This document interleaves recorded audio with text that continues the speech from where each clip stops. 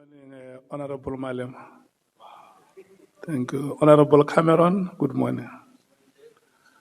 Honorable Breitenbach, I must not only greet men. How are you? Thank you. Honorable Vessels, good morning. Good morning, Honorable James. Honorable Sangoni, good morning. Senior Counsel and Minister Mchunu, good morning to you, and I hope that you rested well enough. I extend my greetings to the staff of Parliament. Chair, you didn't greet me, I'm hurt. Okay, I'm still coming. You're saving the best for last. Okay, no problem. I'm still coming to greet you, don't worry. The staff of Parliament, the team that is led by the Senior Counsel, and members of the media, the honorable members that I have not greeted because I did random greetings of the parties.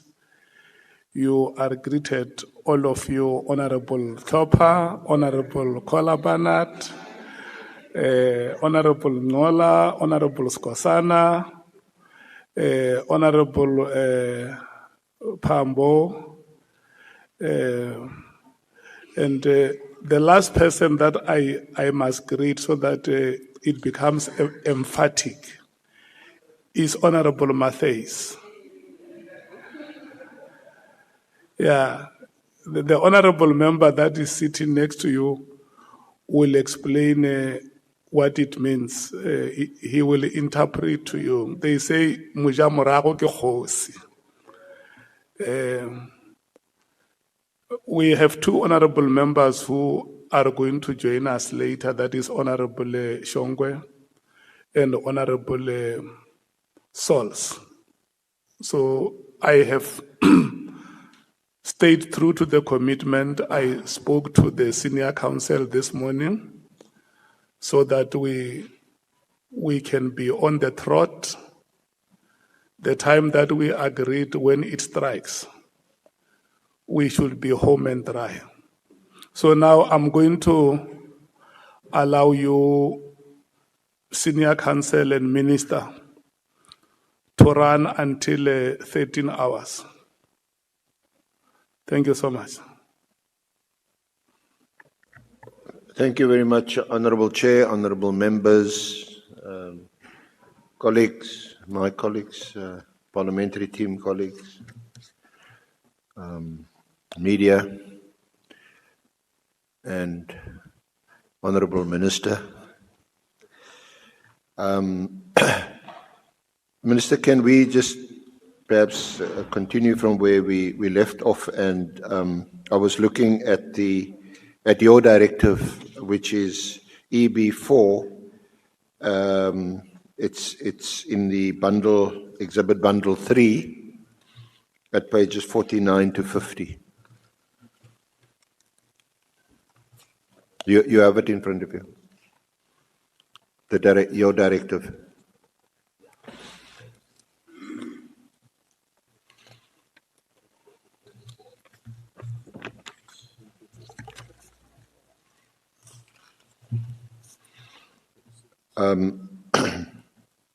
Do you accept that the two reasons that you provided in the directive is at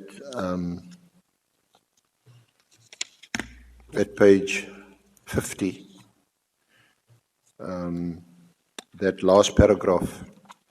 You say, my observation in this regard, as indicated above, is that the further existence of the team is no longer required, nor is it adding any value to policing in South Africa. Although those are the two reasons that you gave to the National Commissioner.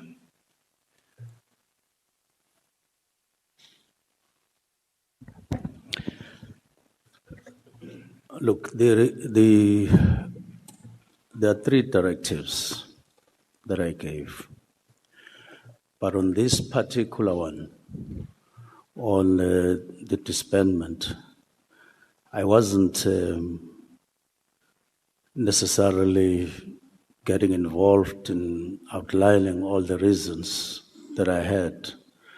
But this was just an indicator, an indication, if you like, that I could indicate in the letter. But it was not all necessarily, because as you see, this is a very, very, very, on all three, they are similar.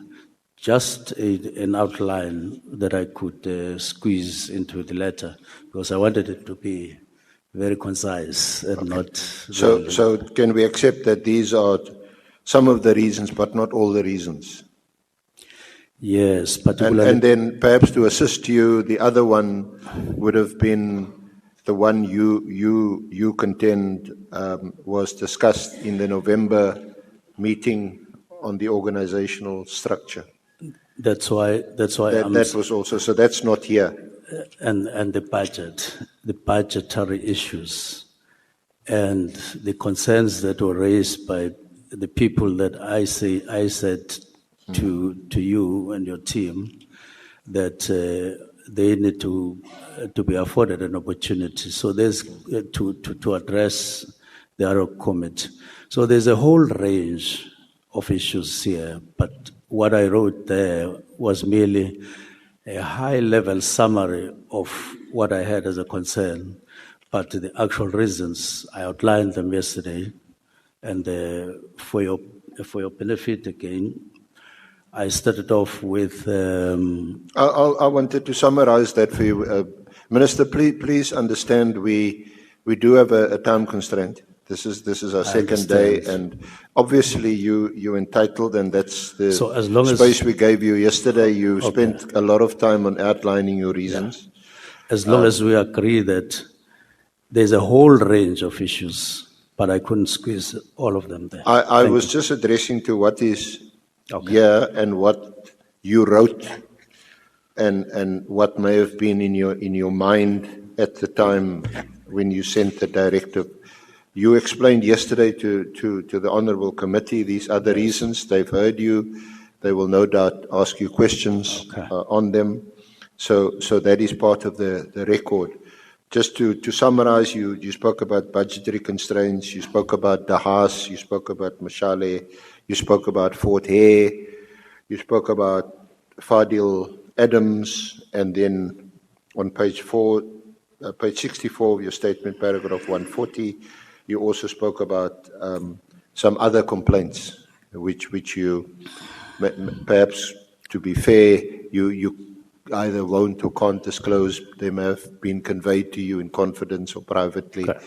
But in terms of our National Commissioner, who, assuming you were authorized or had the power to do so, to direct that the team be disestablished, what you're telling him is the team is no longer required, it's not adding any value, and that is, to use your words, that is my observation, and then there would have been the other communication of in the one, and the other meeting we don't have a minute of, the 24th of November.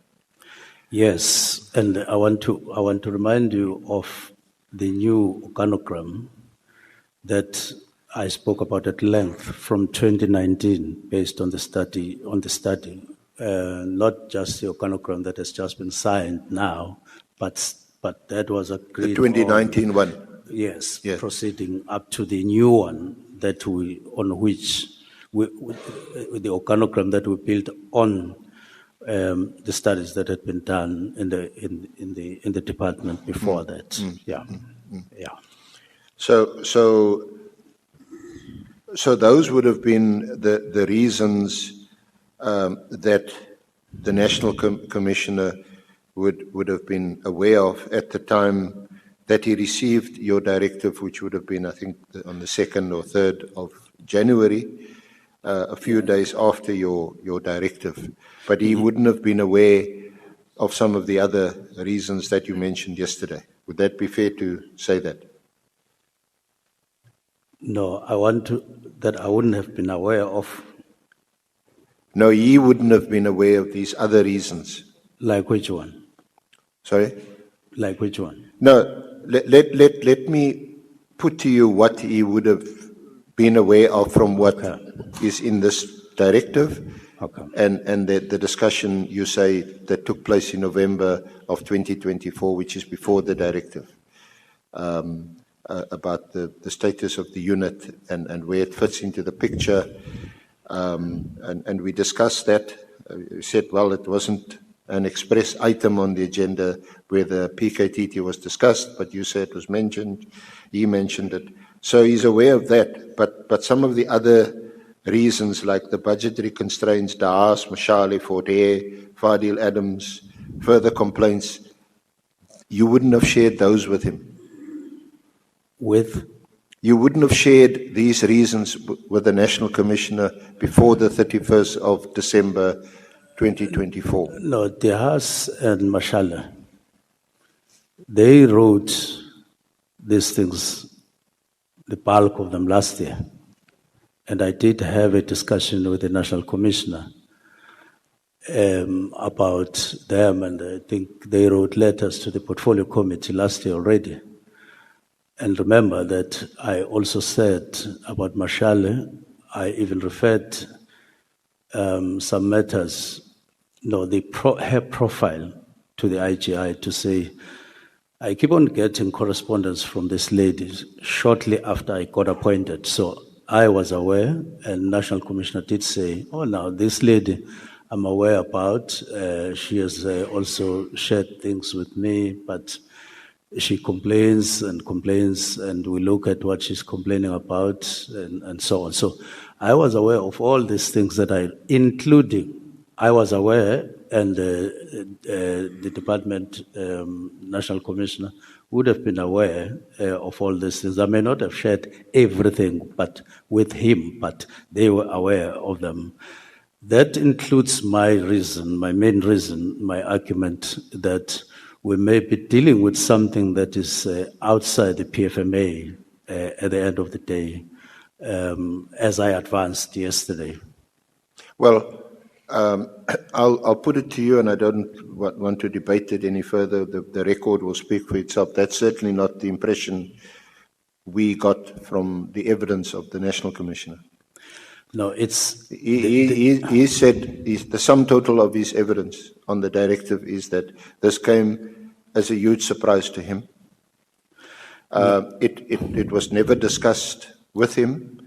The last time he saw you and you saw him was at, I think it was a parade on the 28th of December, or 28th of December. Sorry, it was apparently, I'm corrected, a funeral. On the 28th of December, you were there. I think it was in KZN, Kunazi was also there. And this, it would seem, would have been a perfect opportunity for you to say to them, although it's obviously not appropriate perhaps at a funeral, but to go aside afterwards or whenever to say, gentlemen, I've been grappling with this thing. I've received all these complaints. I've received these letters from Daas and Mashale. I mentioned it to you in the November meeting, and I am now quite convinced that this team should be disestablished. Now, that was National Commissioner's evidence. I'm here to give my evidence. Yeah, sure. And that is not what I'm saying.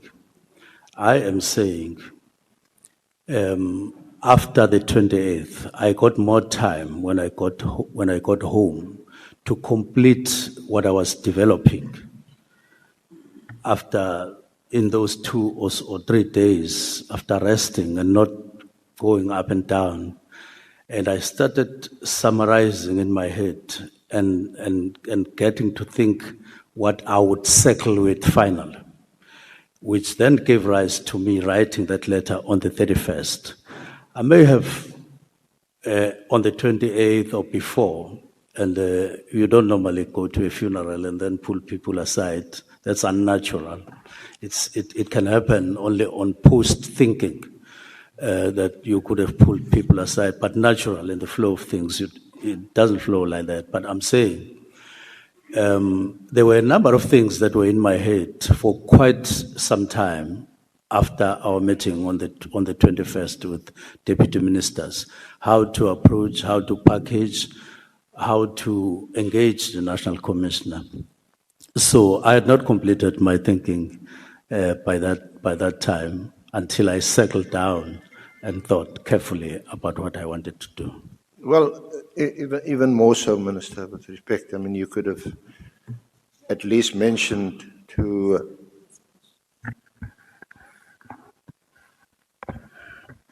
Honorable Mathis.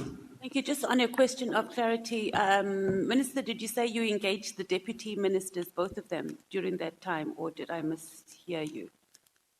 You said there was 2 days. I heard you say something about deputy ministers. Can I just get clarity, please? Thank you. Yeah, I'm speaking about a day when I convened a meeting with the two deputy ministers to discuss what we had been receiving since we got appointed, in what form and what we had done about some of the things that we received, and so on. We had a discussion, and the resolution there said, go and engage the National Commissioner. But we didn't discuss the format and the details. So it was left to me to think what I would engage him on and how and all of that. And this is what I say. I ended up with the letter of the 31st. As I was about to say, Minister, even more so on the 28th, it may not have been an appropriate moment to discuss the demise of the PKTT when you just buried one of your soldiers. Senior Counsel, there is a hand of Honorable Nomvalo behind. Thank you very much, Chair. Chair, I just want to have a clear understanding of the response that has been given by the Minister to the question about the reasons. Is the Minister saying the Commissioner was aware that part of the reasons that led to the disbandments is what was written by Mary Diaz? Or he says the Commissioner was aware that Mary Diaz had written something like that, but he was not aware that that which she wrote was not part of the reasons that led to the disbandment. Because knowing that Mary Diaz had a perspective, and that her perspective is constituted the reasons for the disbandment, are two different things. So I just need a clear distinction on that. What response is he giving to the council? Was he aware of the perspective, or he was aware that the perspective of Mary Diaz formed part of the reasons for the disbandment? What was the response? I just need clarity on that. Minister. Thank you very much. I am saying, when I settled down in those 2 or 3 days, I brought back everything that I had come across since I had been appointed. What do I do with these things? Because I had to weigh them and say, what do I do with them in order? Remember, at the top of my mind is the imperatives of the 7th administration. It is the safety of the people. It is the concerns that I raised with the National Commissioner, Deputy National Commissioners, and Provincial Commissioners in November, when we met them at Give It Screw On, saying, I'm being haunted by murders, the high rate of murders, the proliferation of firearms in communities and the havoc that these firearms are causing, and the drugs that these things are causing. So I kept on thinking about these matters very, very, very, very hard and very, very to the best of my ability in terms of thinking. And I then say, settle down. What do I do with all these things that I've collected in my capacity as Minister of Police? on behalf of the people of South Africa. I then Merit Haas's letters and concerns, Mashale's letters and concerns and everything, the budget, how we are using the budget, and possible alternatives of using the budget. The work within SABS that started way before I arrived and what could have been done and so on. All that bundle of things constituted what I settled down on and said, let me write a letter and it must take this particular form. And I did indicate yesterday that one of the things that came into my mind was to say, when the year starts, how do we start in a manner that brings about vibrancy along the lines that constitute expectations of the people on us in a way that will cause us and force us to, engage. And this thing is about change. How do you go about changing some of the narratives that should change within SABS in favor of the people of South Africa, consolidating their safety? That is the matter. That was not just anything that Merit Haas wrote, but how do I bring all those things as a collective so that they are put in a manner that constitute my reasons when we met. So this is just a high-level summary on the two issues, but the breakdown of those matters is what I have submitted here.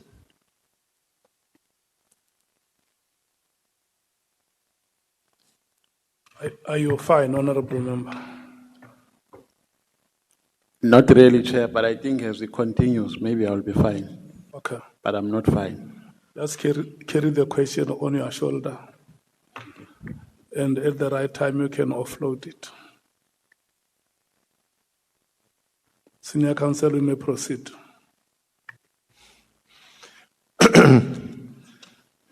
Minister, all these things weighed heavily on your mind. All these factors, you say, they weighed heavily on your mind. All these factors, not just the two that's mentioned in your letter.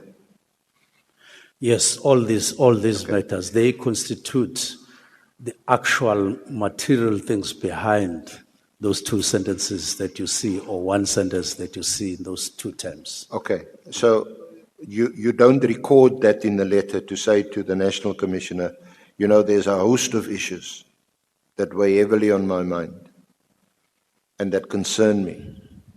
But in summary, I've concluded that the team is no longer needed because it's not adding any value to policing in South Africa. At least one leaves it open-ended for you to come back and say, okay, what were these things that weighed heavily in your mind? We don't get that impression from your letter. Now, we discussed the letter yesterday, and you spent quite a bit of time explaining yourself. So and you also accepted that you could have phrased the letter differently. Not necessarily. You remember, you went a long way yesterday on the tone of the letter yourself, and you even suggested. And you agreed that you may have. Let me finish. You suggested a particular format to me, which was the same thing but in a different tone, and I said to you, well, you are putting that in the way you are putting. And then I said, Singakalisana, I could accept that that could have been a different tone, but it doesn't change anything in terms of the content of what I wanted to convey to the National Commissioner, except that the tone could have been softer. But not that there's anything wrong with my letter legally and constitutionally, and in terms of what I wanted to convey. And you say you accept full responsibility for this, what's in the letter and the directive that you issued? I don't want to leave any doubt Yes, in okay. terms of who wrote the letter and why was the letter written. I therefore take full responsibility. No, of the that's letter. exactly why you're here. Yes. Because the committee is holding And you want to account. Even assure you that I was sober Yeah. when I wrote this letter. I don't think anybody ever suggested that you were not, Yes. although it's that time of the year Yes. that I can't quite remember what happened. Yes. But yeah, we never suggested that, you're a minister of Yes. state, and we expect you to be of sober mind, Yes. especially over this period when you're Minister of Police, when Yes. there's lots of Yes. tragedy and killings and so on. So that's fair comment, and I don't think anybody suggests Yes. anything else. Yes. Maybe the tone would have been different had you had a couple. Yeah. So anyway, on a more serious note, is it also your evidence that you were not assisted at all with this letter? There was no one else who did a draft, or did I recall you saying that your advisor may have assisted? Yes. In terms of contribution to the letter substance, it was me and Advocate Pikole. Okay. And then the Chief of Staff was merely conveying, not contributing in any manner on the wording and on any other aspect of the letter. Okay. It was just me and the Special Advisor. Just you and mainly you and Advocate Pikole. Advocate Pikole, yes. Yeah.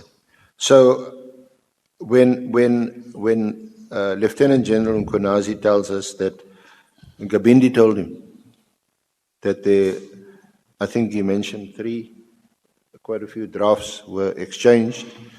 He was waiting for the final draft. Would he have referred to the exchange of drafts between you and Advocate Pikole? Well, I don't know what General Mkhwanazi was talking about. No, he was talking about what Gabindi told him. Yes, I don't know what they discussed, whether they discussed up to that. I did have a conversation with Chief of Staff in terms of the substance of what they discussed, and he gave me a different version, which I will go to later on. But what I do know is that they did speak. So, just to round off on the directive, at the time, had you sought or been given legal advice on whether you could issue this kind of directive?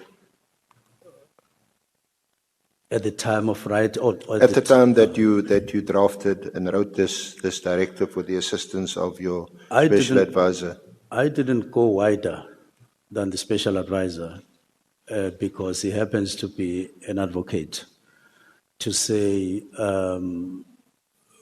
what is your first impression on this letter in terms of the Constitution and in terms of legislation? And he didn't doubt, he had no doubt that it is within the Constitution and it is within the legislative framework. Because it's apparent from the letter that you, at the time when you drafted the letter and signed the letter, that is your signature there, is it? My signature? Yeah, there at the end of the letter. Definitely, it's my signature. Good. So at that time you accepted that you need to provide some reasons to the National Commissioner as to why you're issuing this directive. Yes, but let me just indicate something that will interest you and the Ad Hoc Committee. I wrote the letter, and as I wrote, and after completing the letter, I was envisaging a meeting. That is the letter where we would discuss, have a first discussion That's why I put a date on the 20th to say, forward me with kind of an interim response, and then a fuller engagement at a later stage at UNESCO. I was firm and clear that we would need to discuss some aspects, but those things were somehow, or to a great extent, affected by what I will talk about later. But as I said yesterday, I didn't envisage my directive as a drill. I mean, in the context of a drill situation. I envisaged it in the context of what happens in a work situation when you are at work with the Director General, that you do engage, even on difficult matters. But I'm aware that it then brought in a difficult situation. But when in a work situation a difficulty arises, that's where you get the best in terms of how the people you work with behave. That's where they get an opportunity to display even what is internal within them. Not when you have a normal situation at work. A lot of things get suppressed in terms of you knowing exactly the kind of people that you work with. But the people you work with, and especially whom you give, if you're in a higher position of authority, the way they behave and the way they respond would often depend on the way you address them, isn't it? And the tone of any letter or instruction or directive, the way it's written. Not necessarily. It doesn't. There's a difference between reasoning things out and the way you respond to a situation emotionally. There's a difference. I'm not talking about emotions. I'm talking about substantive reasoning when you have matters before you, how you react at that level of reasoning and rationalizing on things. And I am certain that I dealt more on the aspect of rationalizing things out with a view to bringing something that would change the way in which South African Police Service render services to the people of South Africa, towards improvement, towards realistically responding to the concerns that people raise throughout, including the portfolio committee. Beyond saying we have noted your concerns, we are noting your concerns, but we end up not doing, in essence, not doing anything that would change their concerns. And I'm lighthearted when it comes to what people have to say to you in terms of their expectations as a minister at a national level. They have huge expectations. And I'm saying this in a situation where perceptions are very, very, very strong outside that we're not doing enough for their safety in South Africa. So you are on the spotlight. You have to think even beyond what is happening. I mean, you can't just keep on saying, yeah, the budget is small. Yeah, the number of police has been reduced. We should be having 200. Those reasons are fine. You can advance them ordinarily when you talk because they are true. But when you sit down and think and reason deeply about your responsibility and people say, you don't seem to be doing enough. Look at our police station here. Looking at the equipment, even people inside SABC saying, we are behind criminals in terms of equipment and all of those things Minister, make you think seriously. So, Minister, all that you're saying, it seems to me, demanded a serious discussion with the National Commissioner for all the reasons that you mentioned. Yeah. It seems to me to demand a serious discussion. Yes. And consultation. Yes. And this is what we've been doing throughout the period after I got appointed. There's a fundamental difference of view of the evidence that we've heard today. And for example, the two key people involved in this task team were never ever consulted about it, and that is Khumalo and General Mkhwanazi. They are the two people directly concerned. I mean, this directive, it doesn't even speak directly to this organogram or the structures in the police. It is directly aimed at three things: ports of entry, intelligence, and political task teams. Yeah. So I don't know who you speak to about ports of entry, maybe Home Affairs and maybe speak to them, because they also have a role to play there and they should be consulted. Of course, intelligence, there's nothing that we hear from you that they were engaged or that the director of intelligence, who also happened to be Khumalo or Sabia, that they were engaged in all of this. There's no indication from you. Now, don't be under the impression that when I got appointed, the next thing I did was to write directives. And the next thing that happens, I'm in the commission, I'm in the Ad Hoc Committee. It didn't happen that way. You may have just been introduced in the situation and the challenges that we're having, but we had many discussions since I got appointed. I did indicate that the orientation which got elevated to discussions, which got elevated to decisions, took place.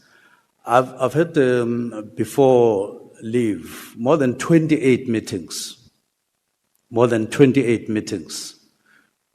that, with the leadership of SABC, and more than 9 meetings with National Commissioner alone. Now, it's another thing to say what were we discussing, but I'm making it sound serious that I've had those meetings, and throughout those meetings we were discussing serious stuff, serious issues. All of these things that you're mentioning, that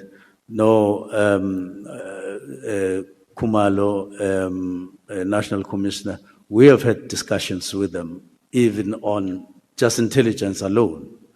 And therefore, all the matters that are in my directive or in my directives were discussed. What was not discussed with them is the directives themselves. I have said I didn't discuss directives with anybody else before I wrote them. I wrote them, but the matters that constitute substance behind each of those directives are well known to the people that you're mentioning. Well, can we just leave it there? And I'm sure honourable members of the committee will ask you more on this, but there's just fundamental disagreement that you, at any stage, discussed specifically the political task team and your thoughts about it before the directive was issued on the 31st of December 2024. I have indicated very patiently that I could not discuss these directives with anyone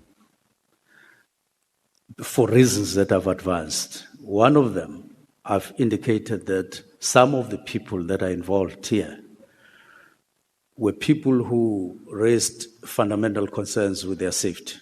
And I had to think, how do I, on one hand, bring them on board, and on the other hand, process their situation, which was convincing to me, was a fundamental issue to me. How do I combine the two?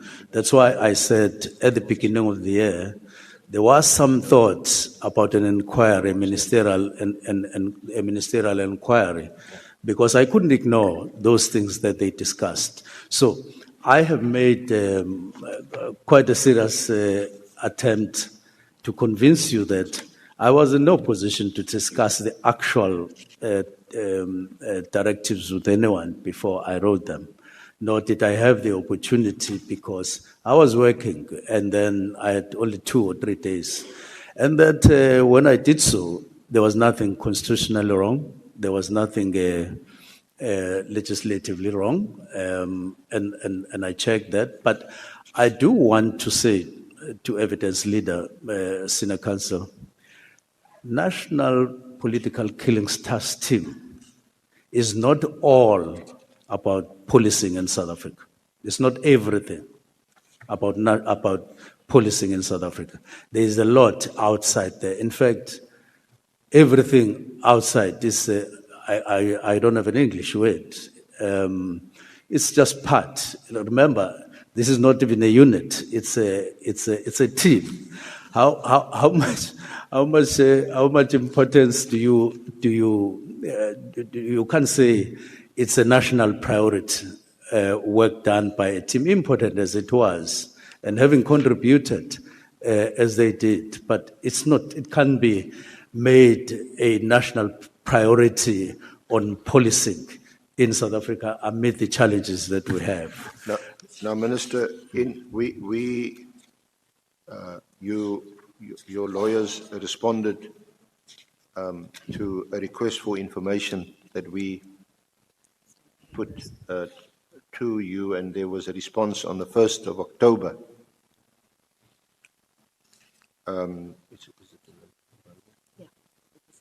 Sorry, it's the response you'll find. It's at Exhibit Bundle 4, pages 1 to 13. And amongst the responses is at page 4, under the heading Relevant Facts Preceding the Disestablishment.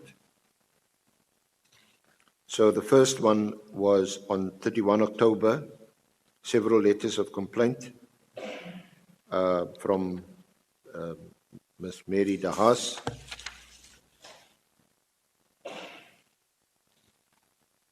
On the 6th, there was again an official complaint that she registered with the Portfolio Committee on Police. Then you referred to the emails and text messages from a former SAPS official, Ms. Patricia Mashale. You also took into account media reports involving, regarding the involvement of crime intelligence in the murder of politician Mr. Sindiso Motaka. Then on 13 November, a complaint to the NPA from Member of Parliament Mr. Fadil Adams.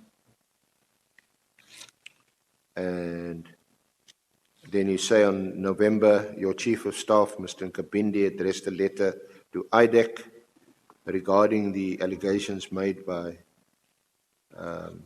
Mr. Adams. And following the above detailed complaints, on the 21st, you convened a meeting with the Deputy Ministers of Police to discuss the allegations.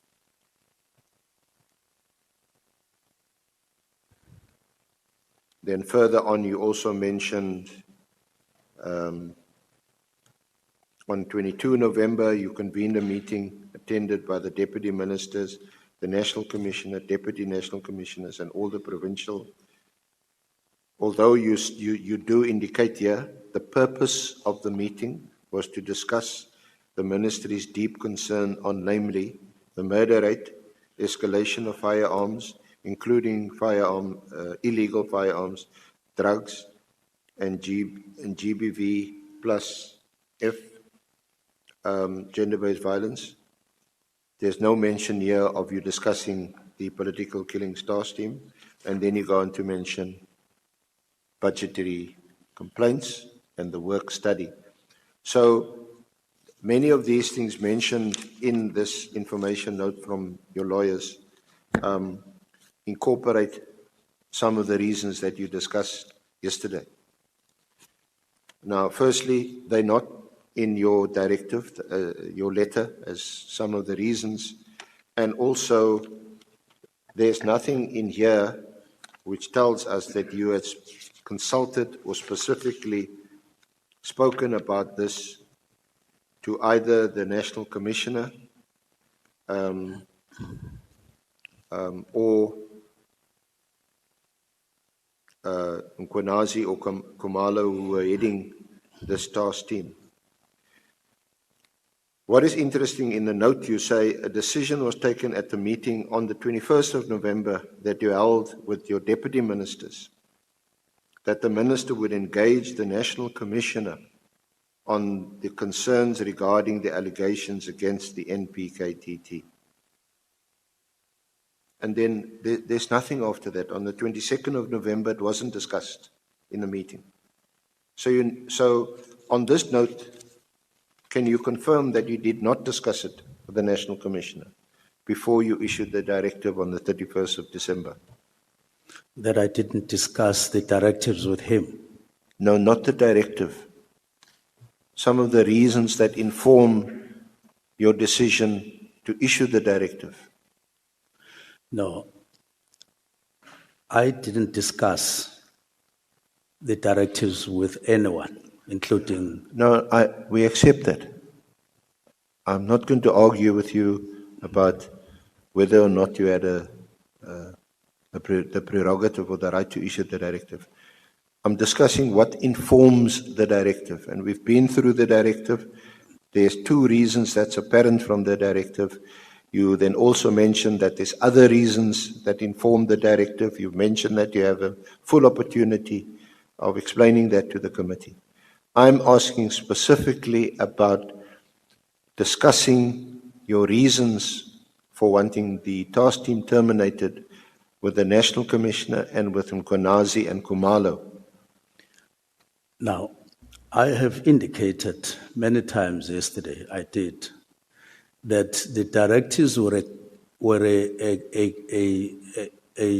an accumulation of issues that we had been discussing and things that had been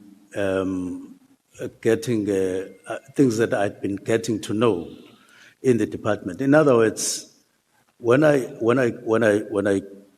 was appointed, I didn't just circle on the 31st. There were many discussions. There were many things that I read and that I got to know in the process before.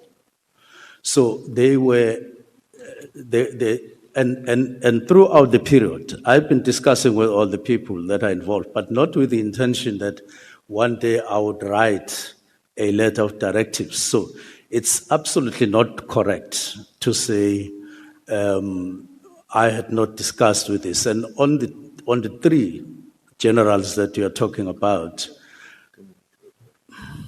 sorry. Now, your assistant keeps on engaging you when I speak. When you speak, she doesn't engage you. I don't engage with anyone. No, sorry. Yeah. My apologies, Minister. Okay. You're right. You should be. Okay.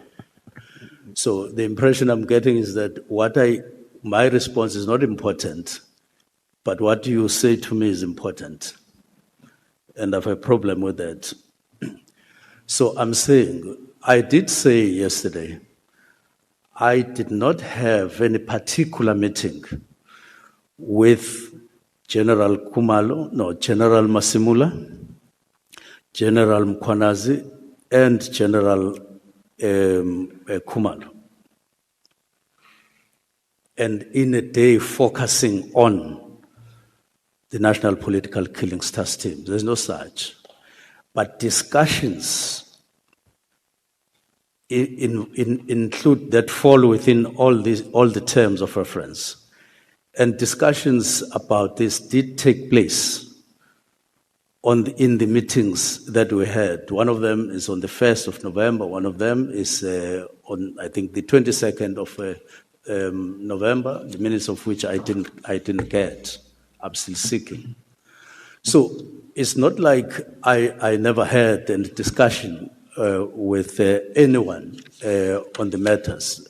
These are challenges that are within SABS. These are challenges that we've been discussing. These are challenges that everybody in the top management of SABS is aware of and had been discussed, but not with a view to writing directives. Those are mine, and those I sat down to think about, and I came up with them, as I say. Minister, I was asking you about your response, which I must accept and assume your lawyers were instructed by you. And in your response to us on the 1st of October, Yes. there is no mention, despite the fact that you held a meeting with your deputy ministers to discuss the allegations and other issues in the South African police. Yes. Despite the fact that there was a decision taken, according to this note, at that meeting, Yes. that the minister would engage the National Commissioner on the concerns regarding the allegations. Despite the fact that your lawyers write on the 22nd of November that there was a meeting Yes. between the ministry, the National Commissioner, and all the senior police, you never discussed the task team. This is is this note wrong? Is there a mistake? Because it doesn't accord with what you told us yesterday and what you are insisting on today, that you discuss this matter at least with the National Commissioner. You seem to today even to be saying you discussed it ever with Kunazi or Kumalo. If the letter does not necessarily pick up the meeting of the 1st of November and the meeting of the 22nd, it doesn't mean that it didn't exist. It doesn't mean that it never happened. And it doesn't mean that we never discussed it. It just means that there was an omission in the letter. Sorry to interrupt you. I'm not referencing the letter at all. I'm referencing a response that was given to us as evidence leaders by your lawyers on the 1st of October. And there's nothing in this response which says that you consulted or had a meeting one-on-one with the National Commissioner about the allegations concerning the task team. This is what this says. The other thing also, I might as well, while I raise this, that the note also doesn't say, is that, and by the way, this team operated illegally since 2022, because you know what, in terms of a 2019 work study, this is just a temporary task team, and I had full authority under the Constitution and the Police Act to disband it. That's also not what this is. That is what I'm asking you about. So I'm asking you, is that an oversight? Is that not what your instructions were? Can you tell us why is there a discrepancy between your evidence of yesterday and today and this note which comes from your lawyers? Well, I don't have sight of your letter in terms of what you wanted from us by the 31st. But even if I have, if there was an omission, I'm ready to admit that there would have been an omission. But today, I have a submission. That I've made to the Ad Hoc Committee, and I've included everything that is at my disposal, understanding fully that I'm in front of the Ad Hoc Commission, and we've done work with the lawyers. We've already pointed at some of the discrepancies anyway in the letters and all of that during earlier submissions. And I have no problem with that. It would mean that it would have been a discrepancy. But we are in the ad hoc committee, and I've tried my best to remember everything. That includes, by the way, even matters that you didn't ask us to bring to your attention at the time that you demanded or you requested information, which I will make available in the course of this engagement with the ad hoc committee, even though you didn't ask for those. And I'm sure you'll understand and bear with us if there is any discrepancy. Well, quite frankly, that does it matter whether we ask for it or not when you have an opportunity? Yeah. I'll read our letter to your lawyers now, but the response is a detailed response from your lawyers. Today, It's a detailed response, and you have it in front of you. It's on page 6 of Exhibit Bundle 4. And and especially that I also happen to know and have huge regard for your lawyers who are advising in this matter, that they wouldn't mention. They don't mention anything about having a consultation with the National Commissioner. This is what we asked. Request for information. It is dated. What's the date? Yeah. It's dated, request for information. The date, time, and people who attended the briefing or briefings to the Minister on the political killings task team. We mentioned. Time of the meeting. There was one it's 21 November, we met with the deputy ministers. The affidavit, the affidavit submitted by the minister to the ethics committee, which we will have a look at in respect to the 5th March committee hearing. The evidence leaders first requested this information on 12 September 2025. Request for written responses. What, in the minister's understanding, is the constitutional role of the Minister of Police as against the National Commissioner, which has been explained. A chronology and summary of the complaints received in respect of the PKTT and, where possible, documentary evidence of such complaint. You've got the Haas, you've got Mashale, you've got Adams, all those things.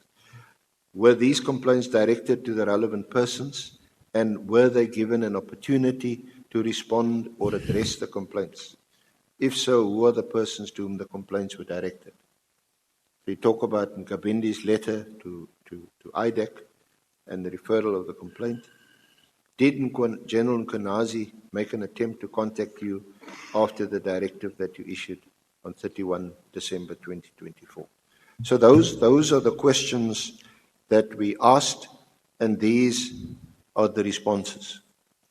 And what is missing from this response is any meeting or engagement with either the National Commissioner or Kunazi or Kumalo about the political killings task team and your concerns about it, which has by now already been informed by Dahas, Mashale. You had a meeting with your deputies on the 21st of November.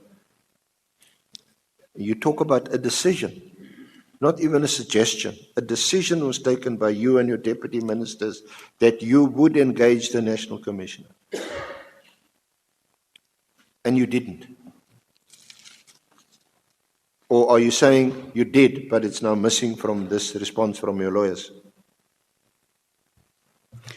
Now, I want to repeat in my response that if I didn't include, or we didn't include in our response to you, any issue, for instance, about the decision that we took or the resolution that we took, it does not mean that we did not resolve, as I say in this submission to the Ad Hoc Committee. We did resolve in the manner that I'm saying in my affidavit today. If it was omitted there, it means there was an oversight. That's number one.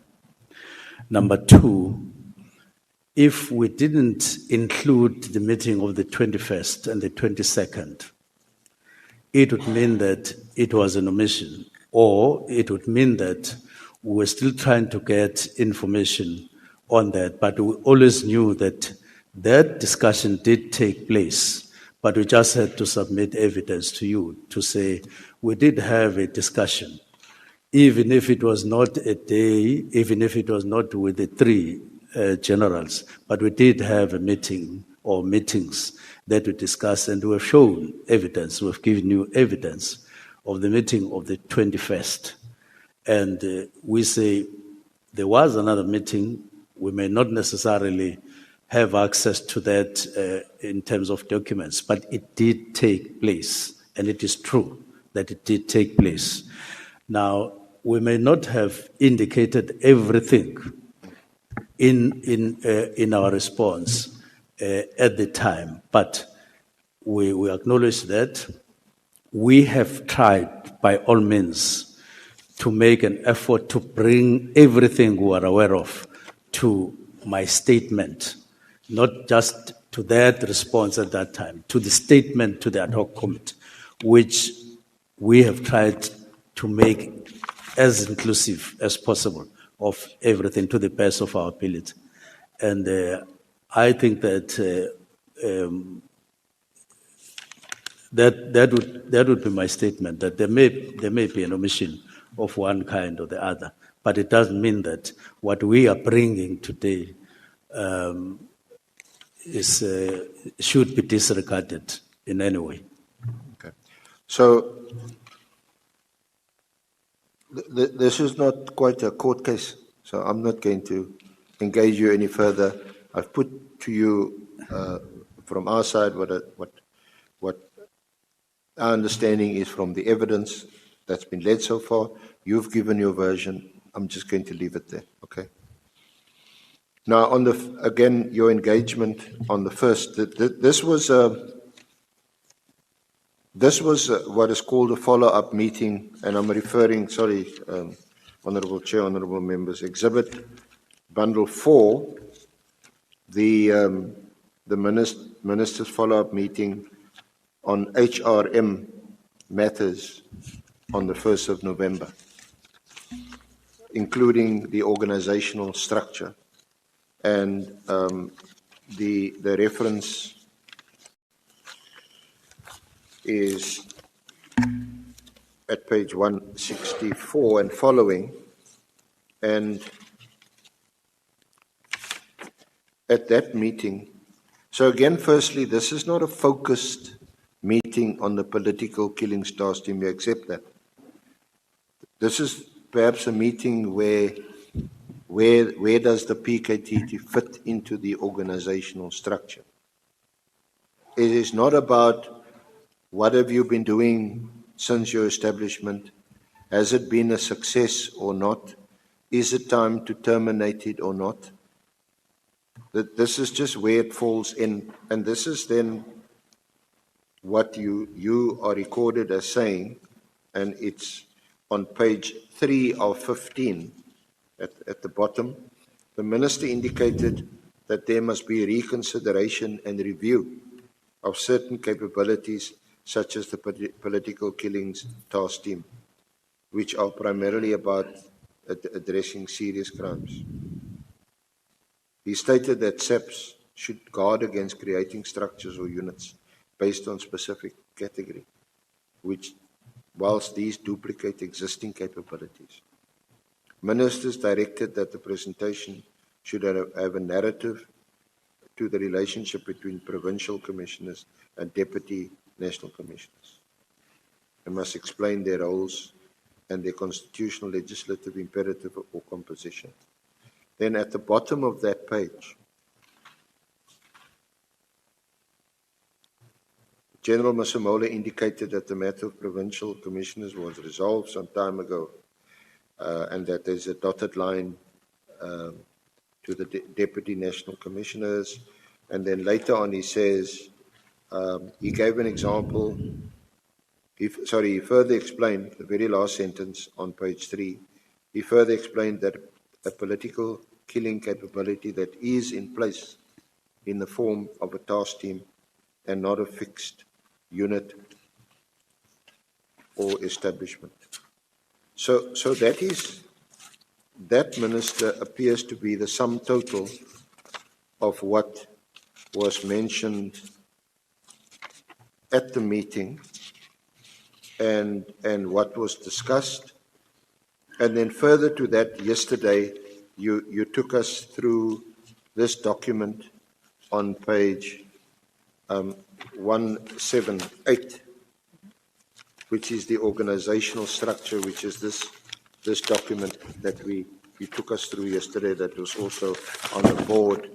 And it appears from this document that the political task team is not, it doesn't feature. It features under another category, murder and robbery and so on.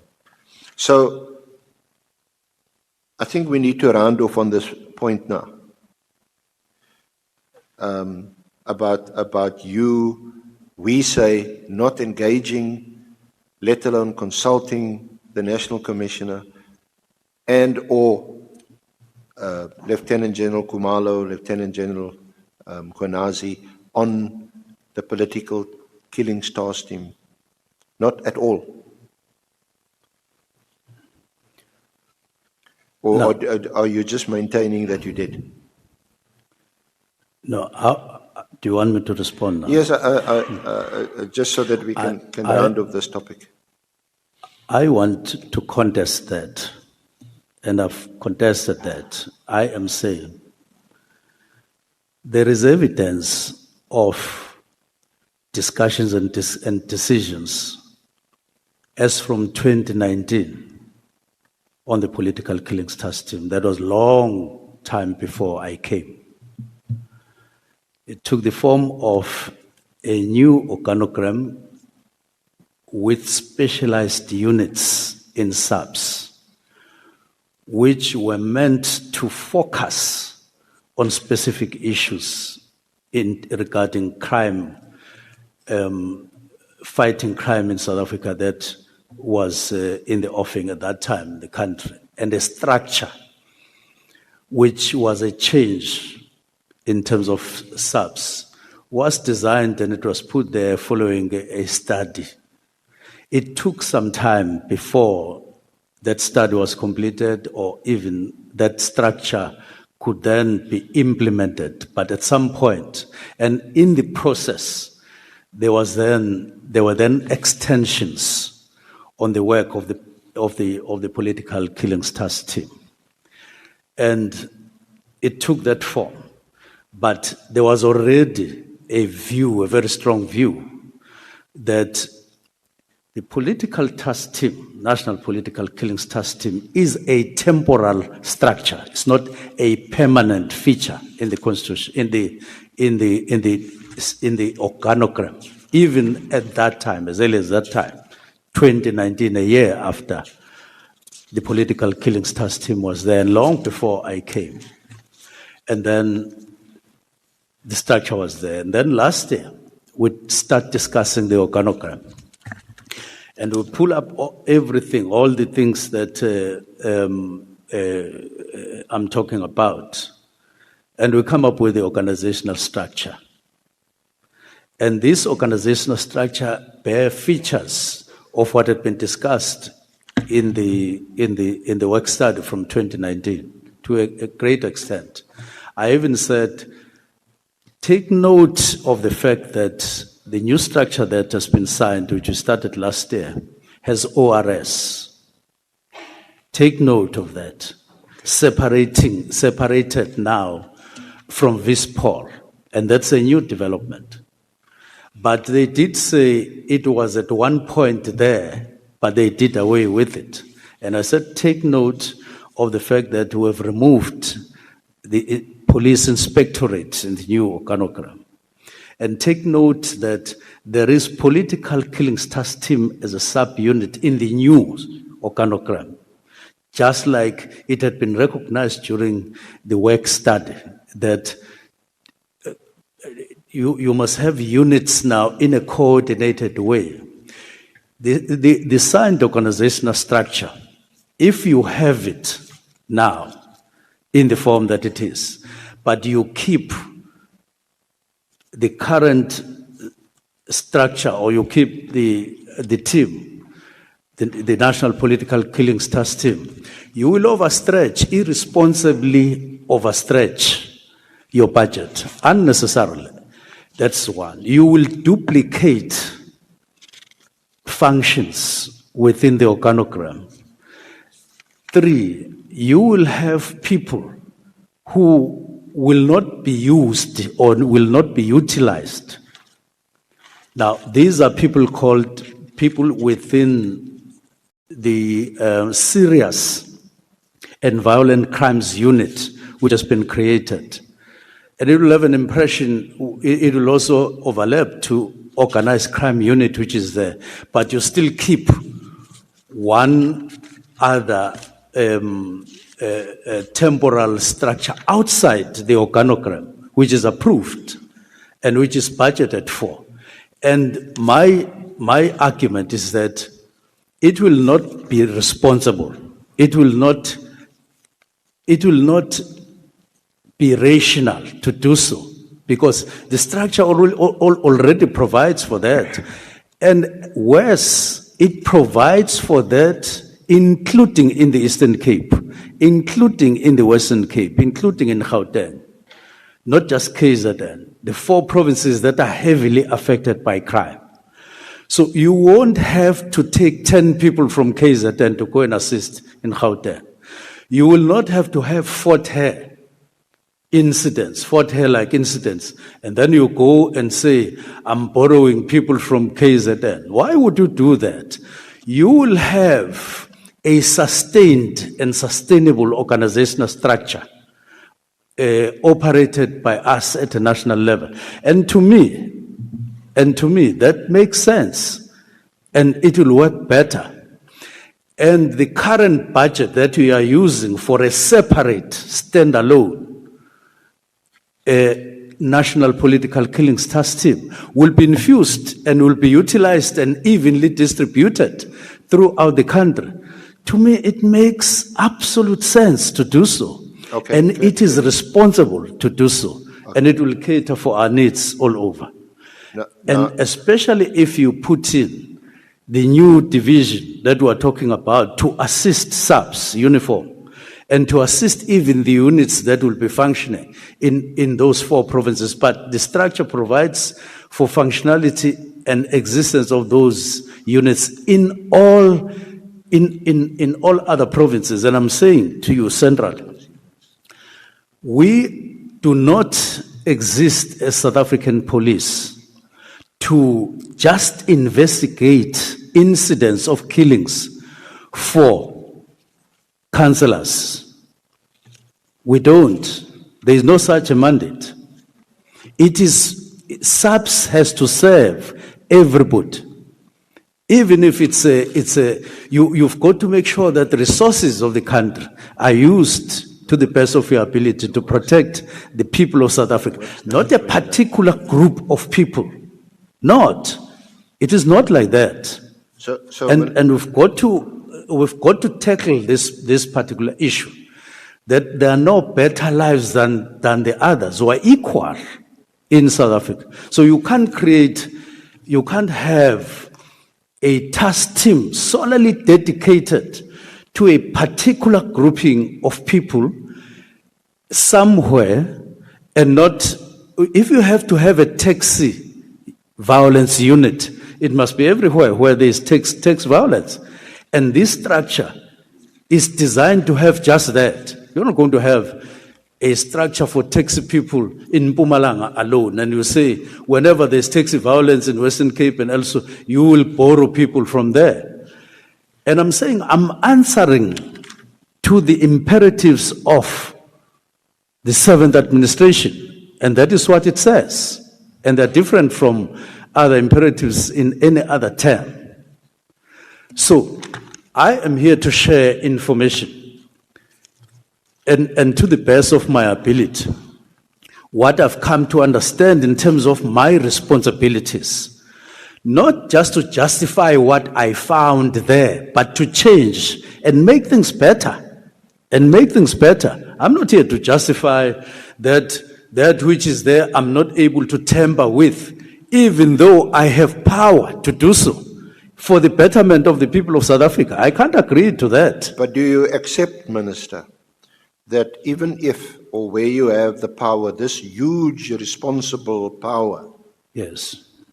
to change things for the better of our country and for our citizens, Yes. that you also have to consult with people before you exercise that power, the people who are directly affected when you exercise that power. For example, to shut down a political killings task team that our president thought in May 2018, not thought, he came here, he said the political killings, not because he was discriminating or treating killings in KZN different from killings elsewhere in the country. He said this has become a problem and I need a dedicated approach to resolve this problem. It Yes. does so. No, can I now speak? So this problem is addressed by the formation of a political task team. He appoints an interministerial committee. Now, we're not going to debate the legality, constitutionality of whether you could disband it or not. But there is the committee.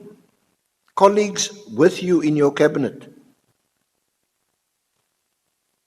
Did you not think it was important to engage with them? There is absolutely no indication from your lawyer's notes, from your statement, from your oral evidence here yesterday and today, that you engage with them to say, colleagues, this is now weighing heavily on my mind. It's already heading towards the end of the year. I feel like writing a letter on the 31st of December. Can we discuss this? You discuss it with your deputy ministers, but you don't discuss it with your other ministers. Key players, Minister of Intelligence, Minister of Defense, Minister of Justice and Constitutional Development. These are the ministers that form this group. So even if it's a political structure, and even if the task team, according to you, were acting under its direction and it was a political issue, even more reason why you should have consulted with them and engaged with them. Why didn't you? Now, I just a question first. Are you suggesting that we must ignore the meeting of the 1st and the meeting of the 22nd and remove it from my evidence? That it doesn't exist, even though I say it does exist? I'm not going to remove anything. Okay. Whatever you have said here Okay. yesterday, whatever is on paper is part of our record, and Okay. it will be taken into account when I'm an happy. evaluation is made I'm happy. by me, by other honorable members of this committee. They, of course, have minds of their own. They're going to evaluate the evidence. I'm asking you a specific question, and I've directed you to the fact Okay. that there was this committee, this interministerial,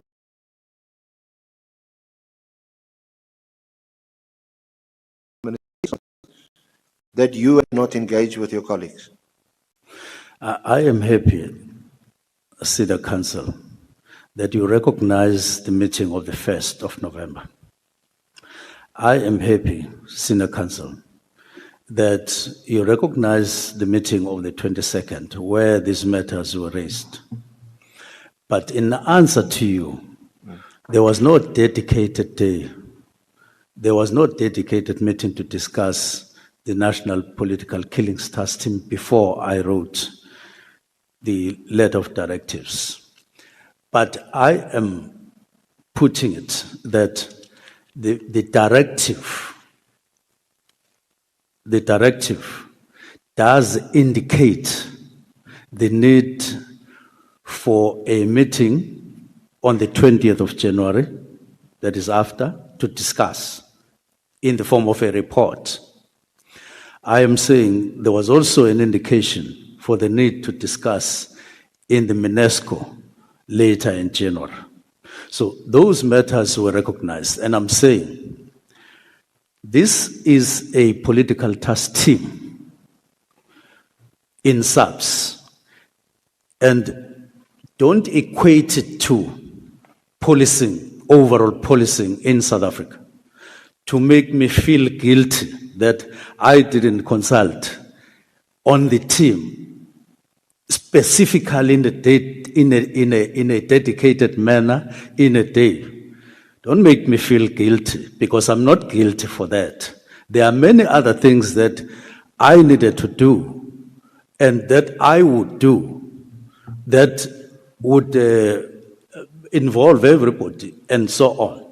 So, and there are many things that I discussed which are fundamental, which involved everybody. So don't create an impression that I don't consult, even though I show evidence that I Minister, do consult. Sorry to interrupt And we you. did have meetings. I didn't create any impression. I'm I asked happy you with that. a question.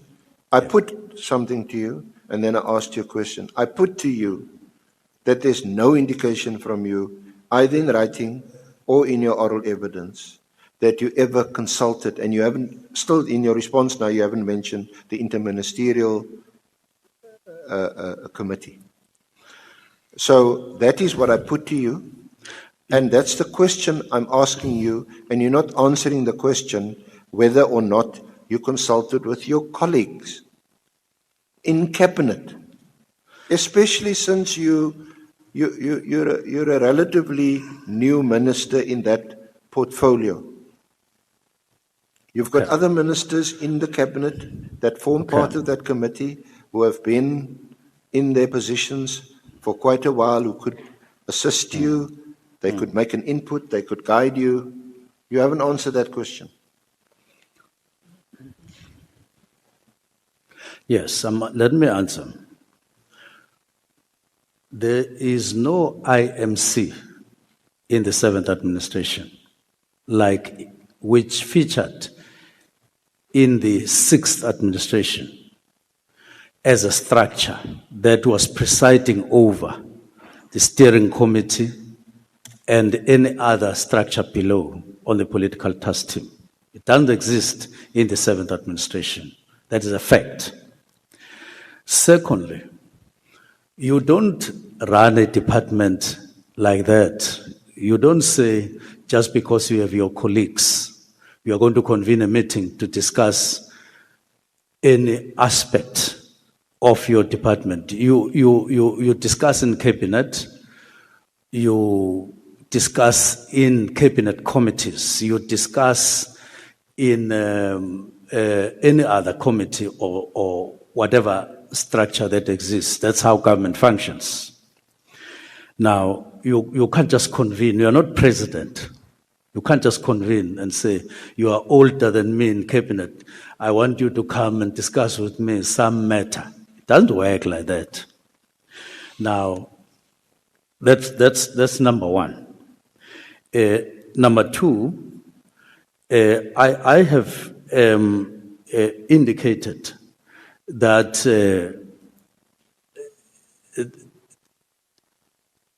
I didn't breach any law. I do want us to have an agreement or a consensus that I didn't convene a meeting with General Masimula, General Mkhwanazi, and General Kumal. Doesn't constitute an offense in the department or anywhere or in the state. It doesn't. That's why I talk about, don't impose a feeling of guilt just because I didn't have a meeting with them. It doesn't work like that. If the discussions took a different form, it then means that it took a different form. If it was not adequate in the sense that it did not go for a full day or so, then so be it. But it shouldn't be registered in this ad hoc committee that I never made any statement for the need of review for the kind of situation that exists now, even though it is written in black and white that we did we did make policy statements in these meetings, and I'm putting that very strongly that these matters were raised in meetings. If they were not adequate, it means that time for adequate, focused discussions on the matter would have come. Remember, when I wrote this letter, I was 5 months into a 5-year term. But it wasn't necessary. And I'm still saying, I stand by my letter, and it was legitimate, and it was proper that I raised this matter, because by then I had felt that we may even be breaching PFMA. And I needed to be able to be ready to say, when the year comes, I must be able to say, when I realized that there is that possibility, I didn't just keep quiet, even though we may be breaching the law. And that is important to me. That's important to me. So I consulted not on the disbandment,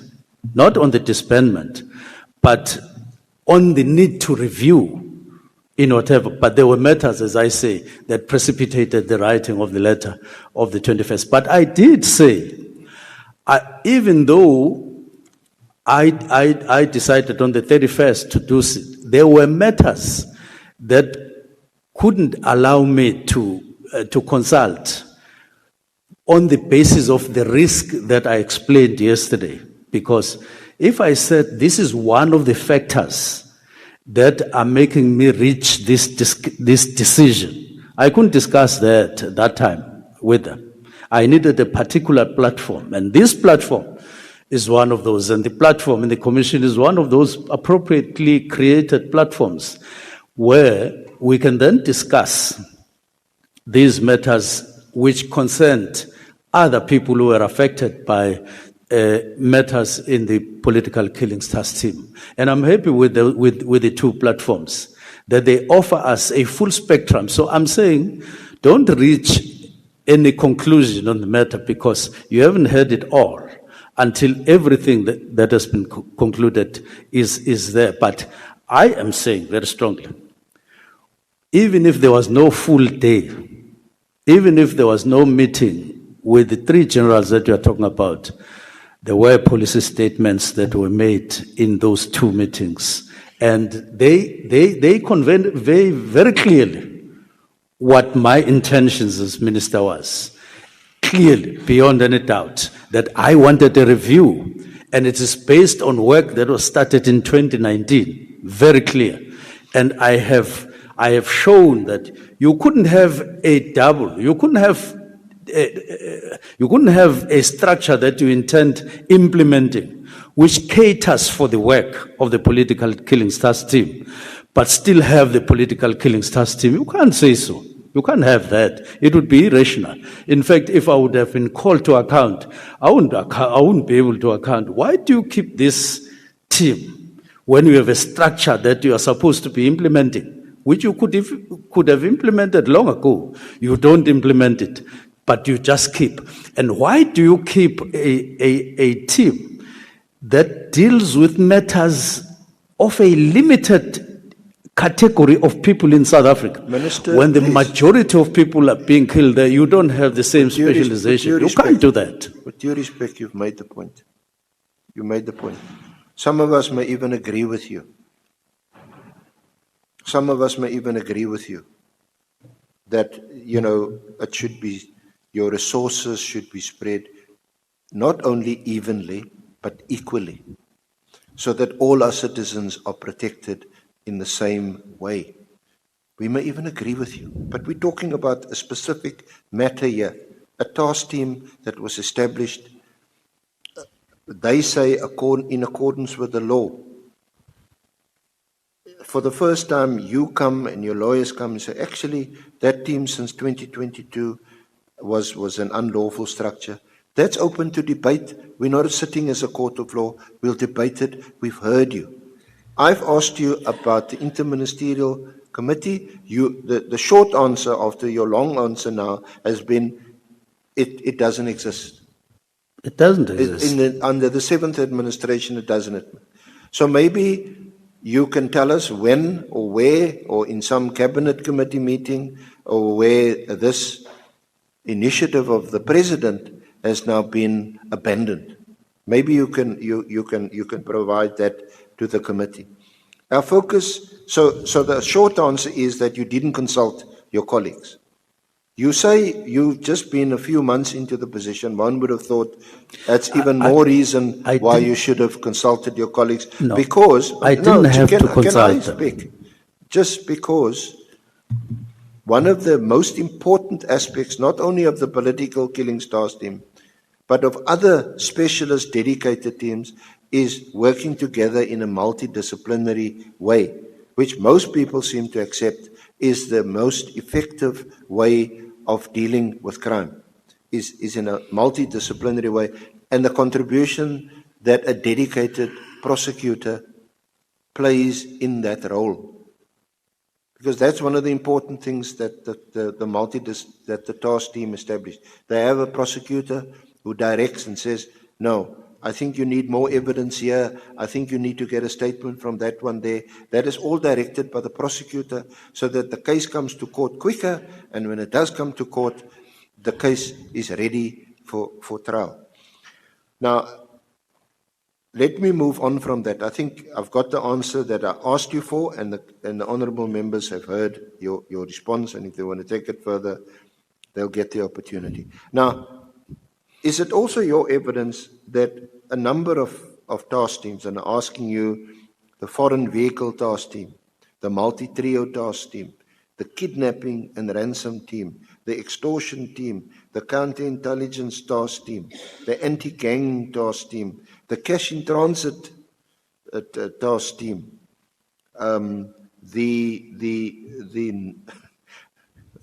this is called the knockout team. Before I make light of it, they seem to be an important, they concentrate on illicit mining. So maybe it's the Zamas and all that. The narcotics task team, the provincial tracing task team, and I think, the illegal mining task team. These task teams, do you accept they not on the organogram? Either. Where are you reading from? Because I'm reading from the Murray study, the 2024 study, which you'll find next to your statement. No, they are in the SM2. They are in the organogram.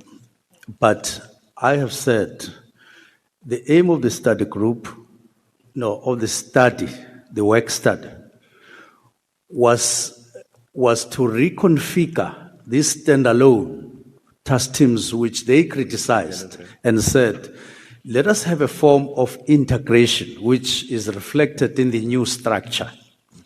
And I pointed at two main units. We don't call them. Remove task teams, integrate them into units, and there are two units. They are called, one, serious and violent crimes, and which is murder and robbery. And there's a list there, it's reconfigured. And then there's organized crime unit. We're talking units now. We're not talking series of task teams, this team. It's integrated into units, which get to be part of the organogram, which gets to be budgeted for properly. Okay. Is your answer, firstly, do you agree it is not on the approved structure which you showed us yesterday? This is the approved structure that was on the board, on the screen. Is there no gang unit there? Anti-gang unit? There is, under serious and violent crimes, yes. There's murder and robbery, there's stock theft, there is vehicle crime, and there is taxi violence.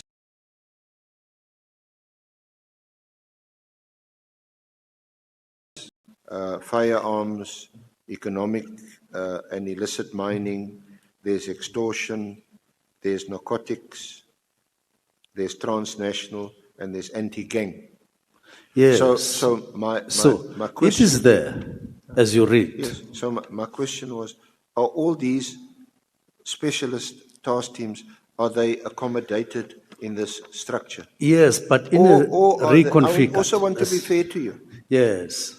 Are they, because it seems to be your answer also, they integrated into this structure? Yes, that's the answer. Okay. So let me come to the question I actually want to ask you.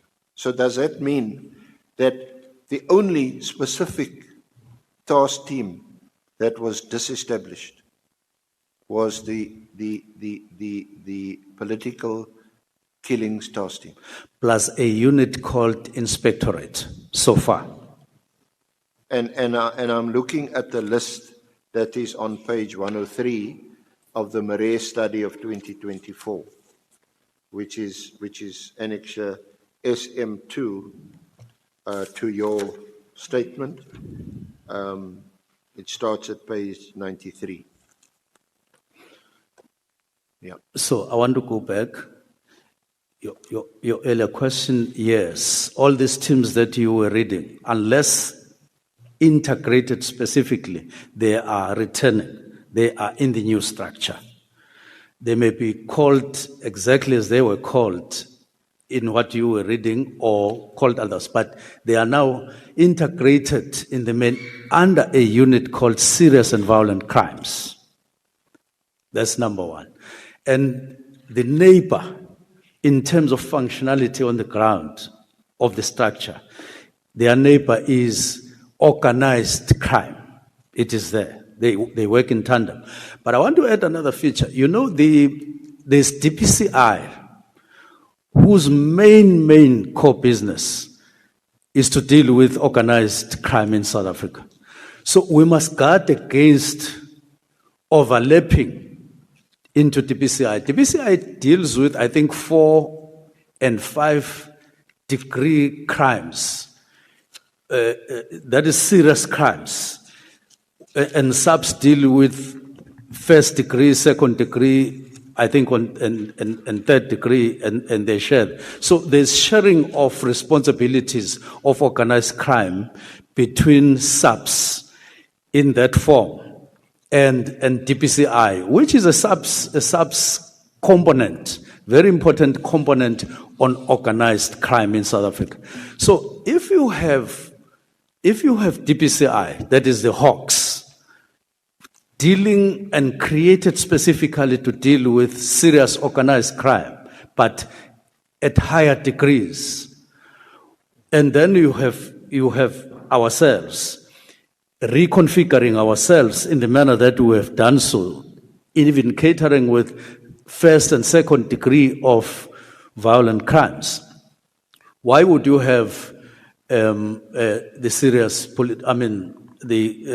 political killings task team? Why would you have a team? Why would you won't be able to justify it? And also looking at that, it focuses in KZN, and it doesn't focus in one day. We had a meeting, I think, in this room. The honourable member of the portfolio committee of police, Honourable James.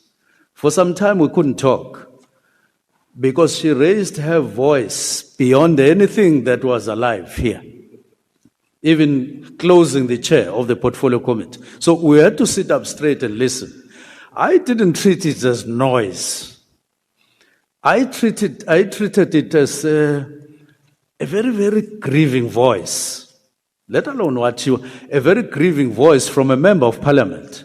Yeah, no, she's directed to me very passionate that I'm not doing enough and I need to answer. And this is the way I'm saying I'm answering. And one day she will see that I was serious when I said I'm addressing the matter. It may take time, and those people who are dying in the Cape Flats, they will know one day that we are taking those matters seriously.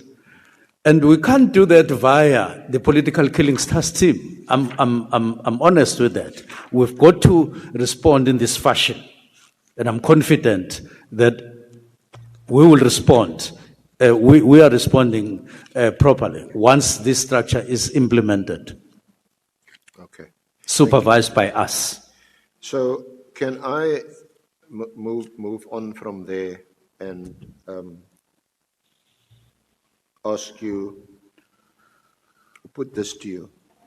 After the directive was issued, the National Commissioner responded to you on the 22nd, not quite the 20th, which you required him to respond by, the 22nd, and he responded to you, you wanted a report. And in that report, he still doesn't tell you, Honourable Minister, I hereby acknowledge receipt of your directive of 31 December 2024. I agree with you, I disagree with you, I'm going to close the political task team.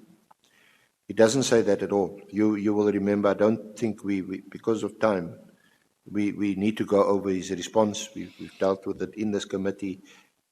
His evidence is there, what he said. But in essence, what he says is this is going to be not closed down immediately, but it's going to be phased out. To be fair, he doesn't say to you, Minister, I've got a problem with your directive. I don't think you had the power or authority to do so. I dispute it or I challenge you. He deals with it and he says, this is the plan. But he also points out the successes of the team. So that's on the 22nd of January. Then there is the meeting.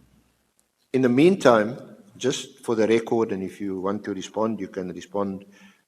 In the meantime, Kunazi sends you a WhatsApp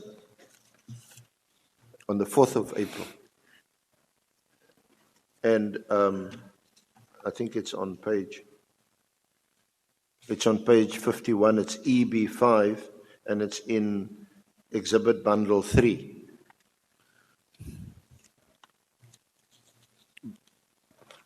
And I mentioned this, we don't need to debate it because I want to get to the Portfolio Committee of the 5th of March.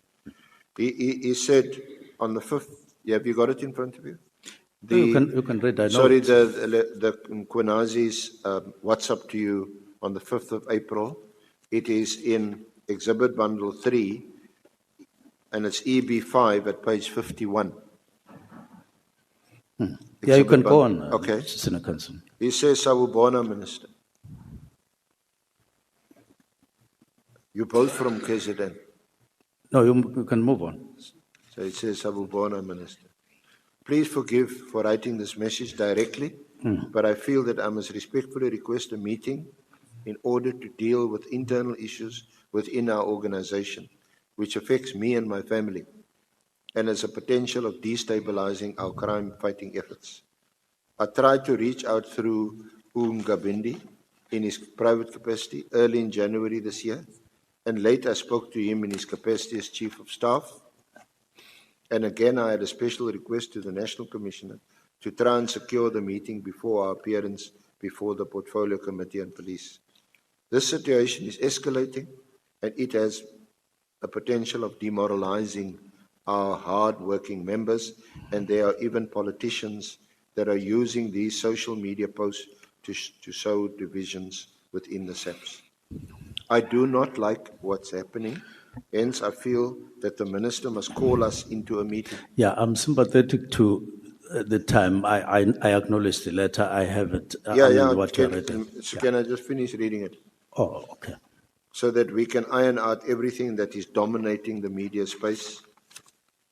I do not like, it is my plea that the Minister calls the National Commissioner, Lieutenant General Sabia, Lieutenant General Kumalo, myself, Major General Khan, Mr. Nkabinde, and Mr. Brown Mkhwanazi in order to get to the bottom of the problem.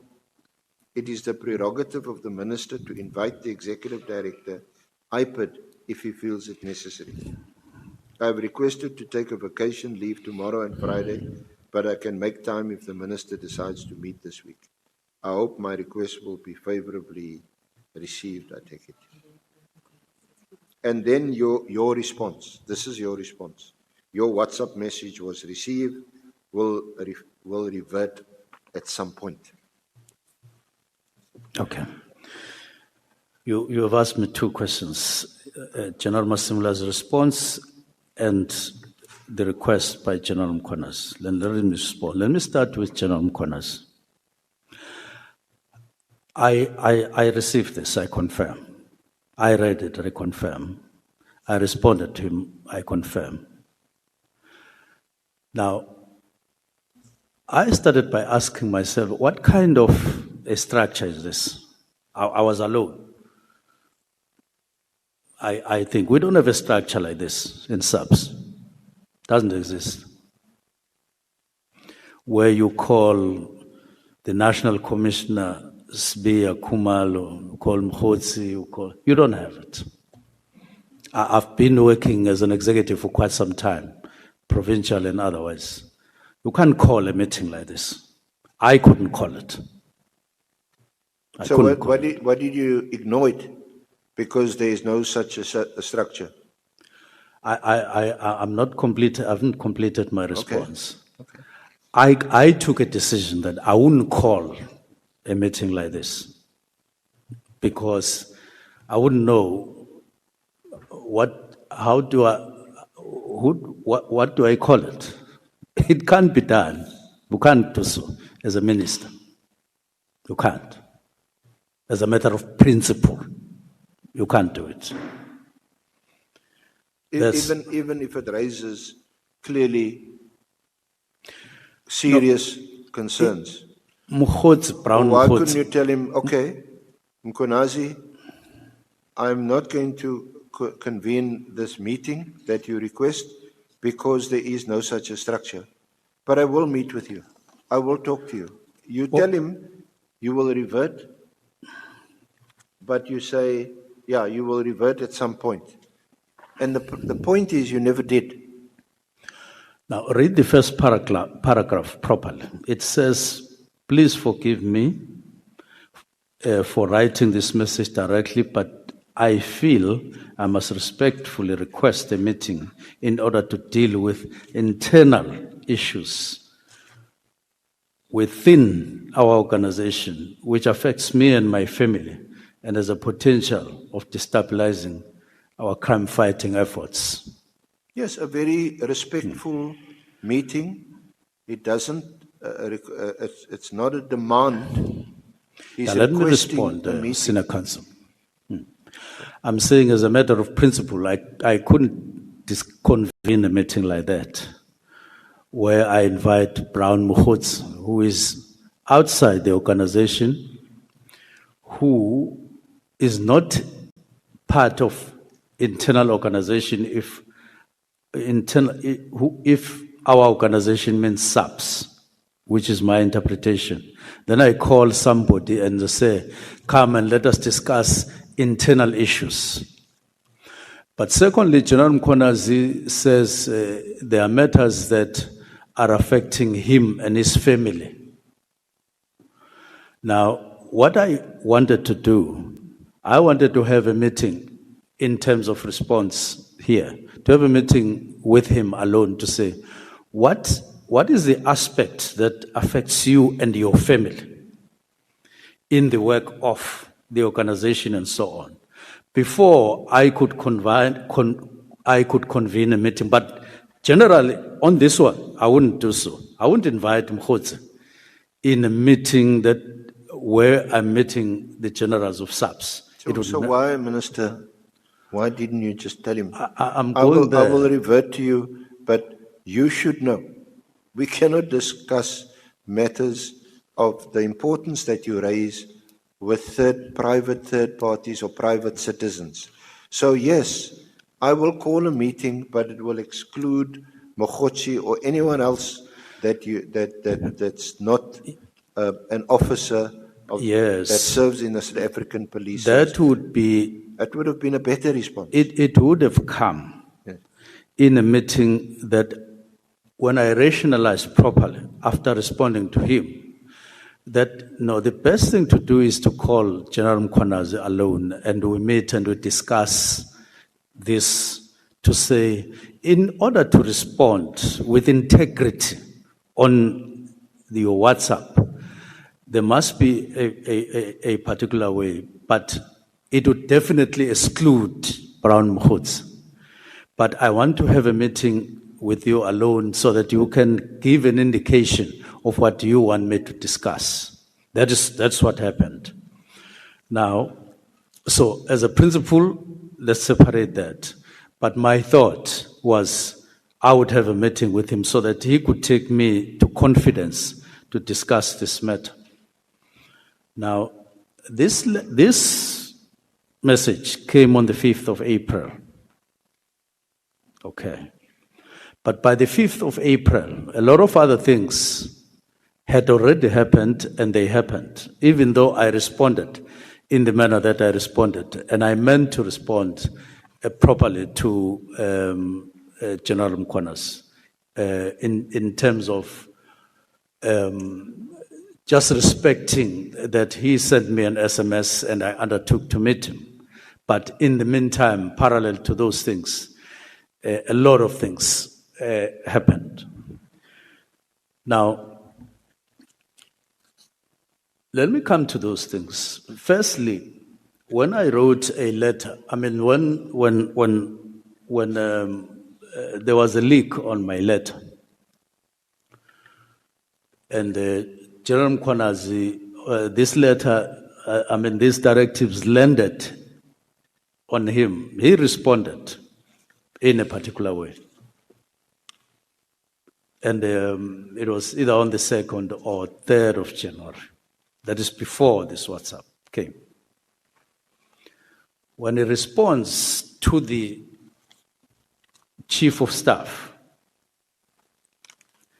one of the things that the Chief of Staff did was to phone me to say, Minister, General Mkhwanazi is in possession of the letter. Apparently the letter leaked and so on, because I heard it from him, Chief of Staff, that there was this letter leaked. So it says it leaked. Oh, okay. Then he says, hey, but Minister, he's very angry. He's angry about what?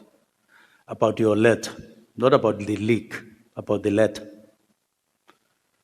How is General Mkhwanazi angry about my letter to the National Commissioner, which has been leaked to him, but it is going to the National Commissioner?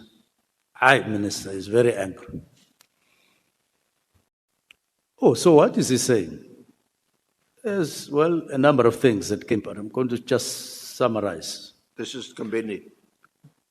Kabinda talking to me about his conversation with General Mkhwanazi in response to my letter, to the leaked letter. And when is this? This must be in early January. It's early January, Senior Counsel. So this is before the WhatsApp It's before request this. for a meeting. Yes. It says it's angry. Okay. Further to that, he is saying the minister must withdraw this letter. He's talking to my Chief of Staff. Withdraw the letter. Yes, the letter of directives. Why? He is angry. He is angry. That was the running message to me. Oh, okay. Let me just pause and think about anger and say something about anger. When you are angry about a particular situation, my take is that there could be somebody else who is also angry. But you may not be in touch with those people or that person. So you may not know the weight of anger of the other people in relation to your weight of anger. So it's just a natural thing that will affect somebody's feelings and you'll react in a particular way, but it can't be policy of a country. It can't instruct, it can't guide the minister that somebody is angry somewhere because of what And then you say you must shape your thoughts according to the anger of somebody, because somebody else may be less angry or even more angry. Yes, sir. So it's a very difficult. So let me go on. So it says angry. Okay. And it says withdraw. You need to withdraw. That's what Kambindi tells you. That is what Nkabinda tells me. Kunazi Throw told the him. letter. It's quite strong. Number 3, I'm in a long conversation over days because I'm summarizing. He then says beyond that, if the minister doesn't withdraw, there's going to be a fight back. A fight back. And I underlined that term. It means that it would be a fight back directed to me as the writer of the letter. A fight back.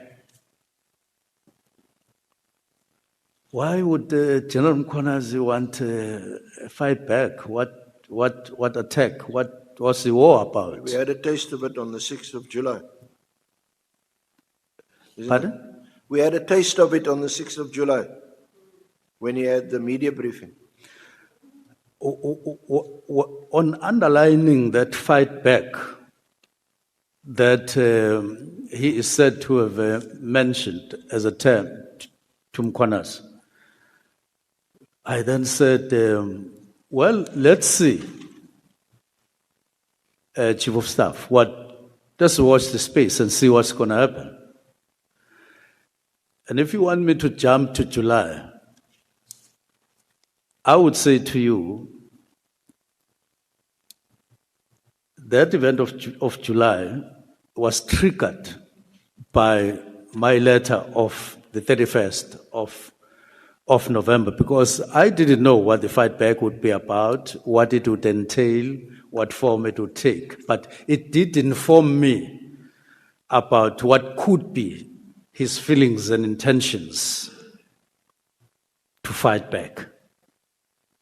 That minister has written directives to the national commissioner, and a provincial commissioner wants a fight back, and that he wants the minister to withdraw the letter. And one of the things that was racing in my mind, how does this affect General Mkhwanazi to a point where he would say he wants there's going to be fight back? But let me pass that because we need to move faster. Yeah, because this is what Nkambindi tells you. This general is very angry. He's talking about a fight back. He wants the directive withdrawn, and then. So I'm moving on. Yes, and then are you still trying to contextualize your response or lack of response to his WhatsApp on the 4th of April, which is what I asked you about? He requests this meeting. When I responded to you, I said before and after he wrote the letter, there were a lot of other things, and I'm outlining those. Okay, I'm not trying, I'm doing so. So the next term that came, or information that Kabinda brought, was that he's making a lot of calls in this regard to say, have you spoken to the minister, and have you informed the minister, or have you conveyed the message, and so on and so on. But out of all these things, I underlined anger, and I underlined fight back.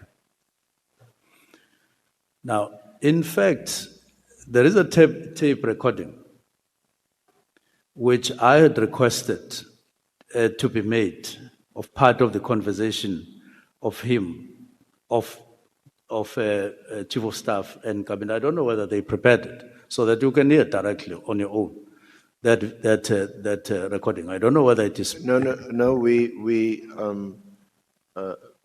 My colleague, Mr. Lala, is just listening to it. That's why, Honourable Chair, she's excused herself, and we will play it shortly. Yeah. I would say on a lighter note, Senior Counsel, that's what happens. That's what happens when you prepare. In my conversations with the office, it was going to be read and made ready. Now, when I want it, it is not there. The questions that you fired to me, that there's something that is not there in my preparation, but it is there in my evidence. It happened exactly the way it has happened to you. But I'm saying this on a lighter note. So I want- what's your score now? Like 1-1. You didn't prepare. I didn't prepare. No, I'm just saying we're on a not lighter doing as well as Bafana. Senior Counsel. No, but I want to go on. I think we got the audio Okay. this morning. So it's a bit short notice, but anyway, just before the game started, you know. Okay. Let me move on. So it shapes your thinking because you are now sitting up straight. What are you sitting up straight for is fight back between General Mkhwanazi, who is provincial commissioner. So just while we wait for the audio and before we play it, did that inform your response on the 4th of August that you had now previously been told, in fact, even heard the kind of anger of Lieutenant General?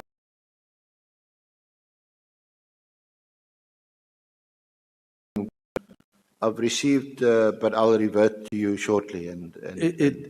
No, it got to my environment, but I can't respond in that particular way. It just got into my environment. Now, let me move on. Sorry, Minister, Chair, can we just take a very short break? I just want to discuss this audio because, Minister, I take it you would prefer the audio to be played before we carry on. Yes, just a brief thing. I think there are aspects that I think the Ad Hoc Committee would need as part of my evidence. Honourable Chair, can we just have a very, very short? Yeah, I want you to note that you have requested, the two of you have requested these honourable members to give you 2 days. And they have gracefully given you the 2 days. When we come back, we are going to play the video, the evidence material, and then from there, for sure, 20 or 30 minutes later, we are going to take a comfort break. When we come back from break, you should be moving towards concluding today's session. That is my request to you. So to break now for 30 minutes, which is inclusive of preparing... If we break now, it means you will no longer have another break. It will lead us to the end of the session. So the session that we are going to have after break cannot go beyond 2 hours. Okay. Are you ready to play it? Yeah. So, sorry, Chair. Shall we just break now for half an hour? Look, then from there we're going to whatever arrangement you want to go into is between you and the witness. Make that arrangement that is in the interest of these members who have given you 2 days to do everything and conclude. So perhaps let's just have the half an hour break, and when we come back, we will continue until 2:30. Yeah, you know why I'm saying this. Yourself and the minister must help us. We have taken a lot of time on this PKTT matter. If you can help us, where you just need a short answer, let's get that short answer and move forward. No, it's not a short answer, but the request from the minister, which I'm inclined to agree we should grant, is that we should play this audio Yeah. conversation, discussion, whatever you want to call it, between Kunazi and Kabinde, because it's important context for the minister's response. Yeah, what I'm saying is that where a straightforward answer is needed, that answer should be given. Well, maybe you've got the power to direct. You can give a directive. No, I That can't. the- I can't. that the minister must I give can't- short answers. I can't encroach. You are the one who is leading evidence. Yeah, no, I've invited a response, and the response from the minister, which I entirely think is reasonable. What I heard from you is that now the score is 1-1. So may you please announce what you want to see happening now, so that when we come back, we know that. If we can all agree to break for half an hour, when we come back, and we'll play the audio. We come back at 12:30. We can't go beyond 2:00. As you please, Chair. Thank you so much.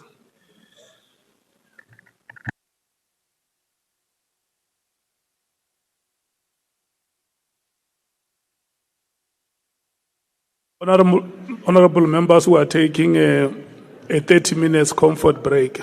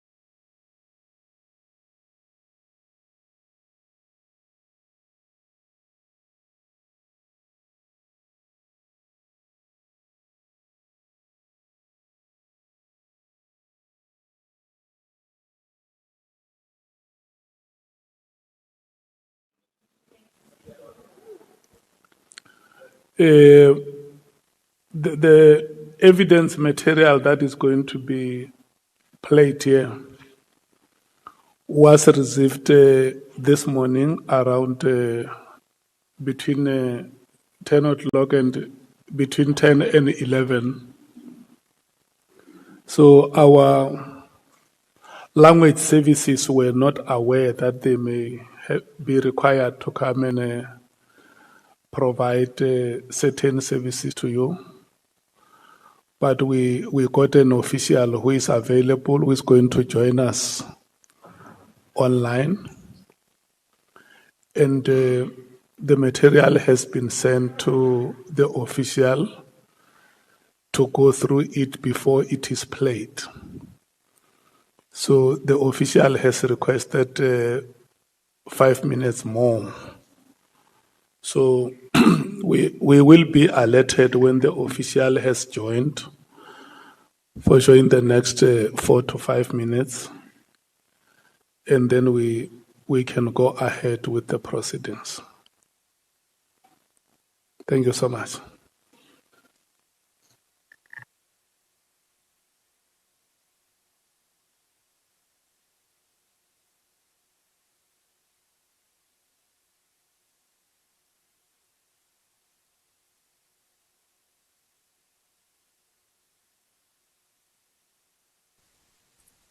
Good afternoon, Chairperson and the honorable members.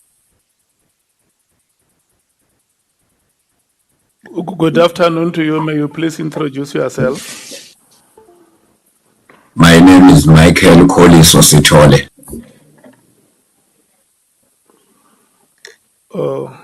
Thank you so much, Mr. Stoll. I'm told that you have received the evidence material. Is that so? That is correct, Chairperson. And have you had a chance to listen to it? No, Chairperson, I prioritized yourselves first, just to be on board to inform you that I've already connected. Then I just need to listen to the audio. I did listen to it a little bit, and the manager, Mr. Nduli, requested me to connect so that the committee is aware that I'm online, so that we don't delay the proceedings. I will just need, I don't know how long it is, I may need just 3 minutes. Yeah, but the language that is used as a medium in the audio, do you understand it, so that we don't have a situation where you come back and say, hey, I don't understand this language? I'm Zulu, I'm a former head of interpreters for Zulu in Hansard. Okay, no, so, we have comfort with that statement. So yes. Just play the video first, the audio first, and then go through it. For the time that you have requested, you will inform us when you are ready to proceed. As may please the Chairperson. Thank you so much.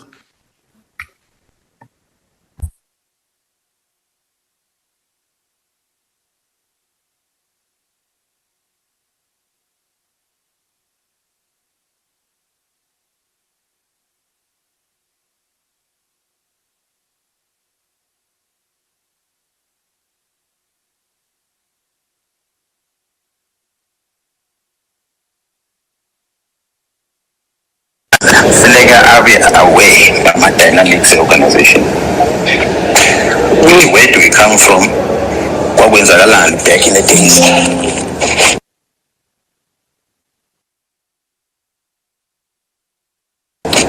And what is going on now?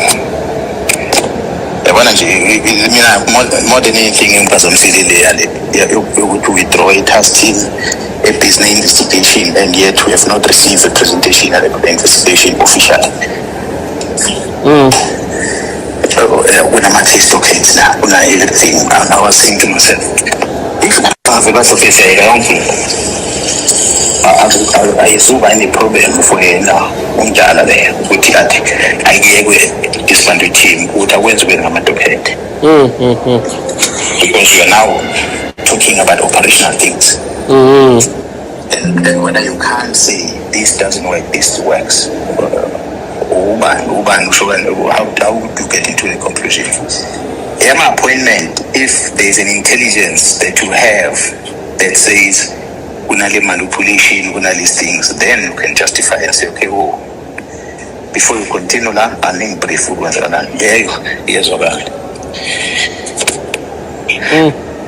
but the low stopping operation on its track, investigation on its track, we stop it.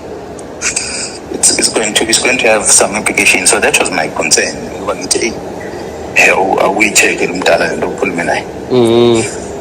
And for tomorrow, would be at the legal trailer. Isn't being some officials because isn't some officials who is the problem. Some officials of the Metro order. It's such a decision now, but a decision about officials of say decision of some way to apply this mind on it.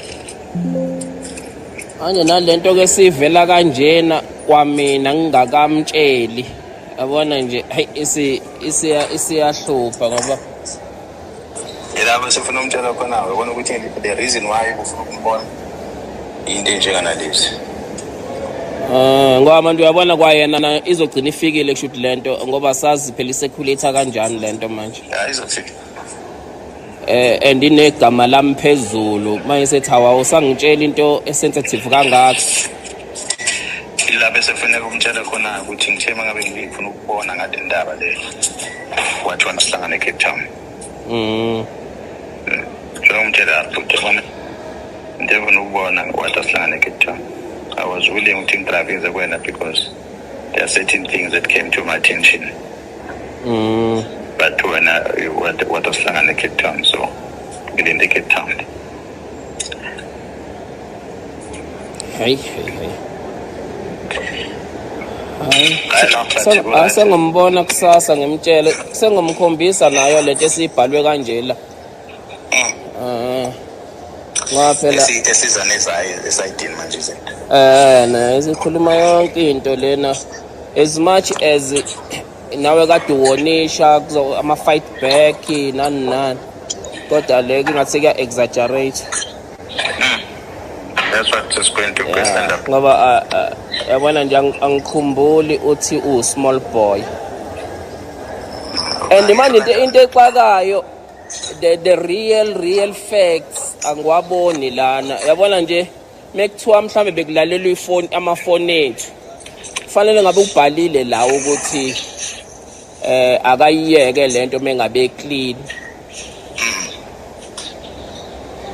noma ukuthi akakaza athathe lutho kumuntu into ezikanjalo kufanele ngabe sibhaliwe la exactly mekuwukuthi lo muntu belalela amafoni conversation ngoba yabona lokho bengeka kushiya ngaphela ku inline ngalezi zinto ayishoyo yeah ngoba lokwe warrant awukazi ukusho imagine kazi ukusho uyichazile impela nje ukuthi fight back nje and I'm sure now umuonisha phela ngoba uyamazi awuqala ukumazi manje ukuthi kuzoba ne fight back la mawuzazi uclean amaphoyisa azokujijibeza. Yeah, because that's what they're going to do. Abantu mase befuna ukusurvive and abazodala they can't go down again. So that is my only worry. But nokulungile. Ngizoma explainela mhlambe ke mayise yithola nazo lezi zinto mhlambe uzokuthinta. Hayi ngizozwa ngaye mina. Soza ukuthi uthini. Then lama sengimbonile mhlambe ngizokubrief. Yabona namanje ngisasho ngithi the biggest thing that I've been talking about angekho umuntu ofuna ukuyilalela kuze namhlanje eyokuthi abantu be-crime intelligence make batholakala benze into wrong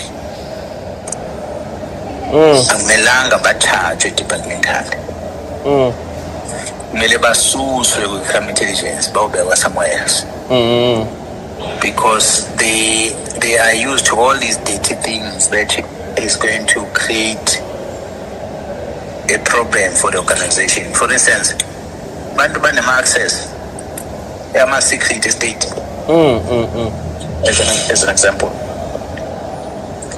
whether uKhan, whether uMuji, whether ubantu se-Cape Town. Otiyo. Ukuthi kunezinto ababa involved ngazo during their line of operations. Othola ukuthi zi-involve the leadership political. Izinto abangathi mase be-desperate ukuthi thina we can't go down alone. Bagcina sebezi-expose. Bayisho kudala le. Amanje ngisayisho ukuthi akasuswe abasuswe one moment ethi umuntu wenza into wrong then iqhama ku-IPD le recommendation yabo khali ayiqhama ku-IPD okay i-IPD siqhamene nto so nto sekususa sokubeka somewhere else by so doing even though the departmental thing yakhona must just die umshifta kwi-department emaphoyiseni umsuke kwenye or umsuse emaphoyiseni umsuke kwi-department yazi ukuthi umdluli ngabayendlishela kanjani into khona Wenza njani? kanjalo usithola anto sithola lokungena nje umdluli kunale-scandal esikhona ngesiphelile yenza so lo muntu uthanda upresident umthatha ukuthi akaresign emaphoyiseni umu-arrangele kwi-state security ukuthi kumfake kwi-secret operation in-state security ayosebenza as an agent. By so doing upresident uzobahave ukuthi is still around the public behave ukuthi akasekho emaphoyiseni leto depende kumdluli bamsusa kanjani njengoba eventually-ke egcina sengene ejele so nala it's the same thing ngisho bonke labantu abafisa ama-disciplinary steps kwi-crime intelligence bengamelanga bathathwe bengafika ukuthi mase kuthola evidence ukuthi kune-misconduct so kuthiwa umuntu akasuswe angaphelelwa umsebenzi asuswe whether ususelwa la emaphoyiseni or usuka kwi-defense intelligence usuka kwi-state security laba basamdinga bangamthoba basangamsebenzisi in another field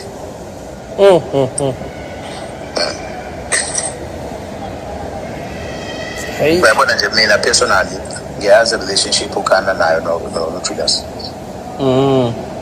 ngiyayazi ukuthi how close are they ukuya etafuleni was not by mistake yabona so umbuzo ekutheni-ke obani aba-influenzayo bangabe se-face of music and usupport ubani for i-defense yakhe badefende umuntu efanele bamdefende yini bese kuzoba usibiya nawe nezakhe east une-history yakhe layo kwafa abantu eZimbabwe lapha kuthiwa religion ngemva yabo usibiya hayi kengane so ziningi inkinga ezikhona so into ebalulekile nje ukuthi mina okwami ukuthi boss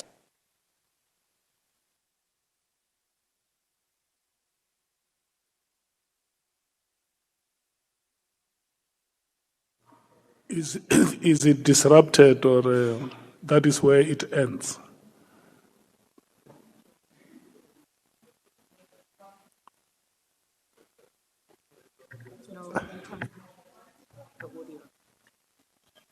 Honorable Chair.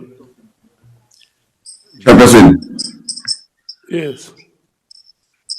Chair. Mr. Stoller. Afternoon, Chair. Yes. Is that where the material ends? Yes, Chair.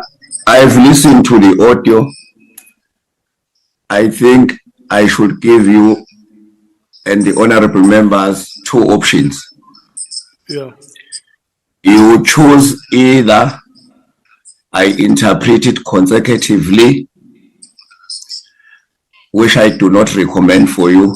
Consecutively, it would mean I listen to a particular portion, interpret it, replay, listen to another portion, interpret it, replay, listen to another portion, and interpret it.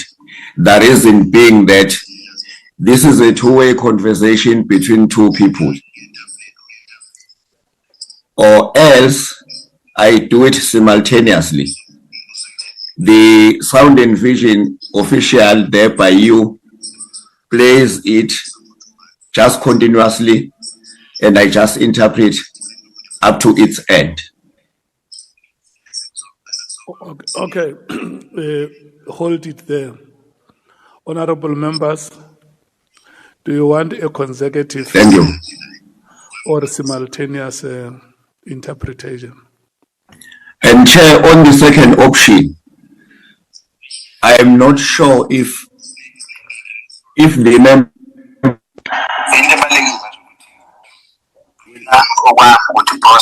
will be able to hear me and the audio at the same time, because one might override the other.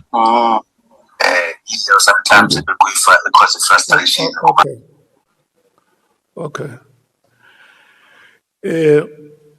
Did you hear what Mr. Stolle is saying, honorable members? Mr. Stolle is giving you two options.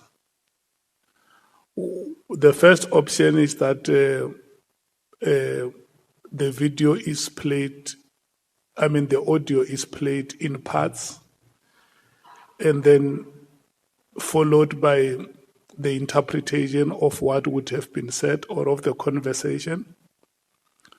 Or we allow him to say, you have listened to the video, I have also listened to the audio, I have also listened to the audio. This is what is being said. So he wants to know from yourselves, which option do you prefer?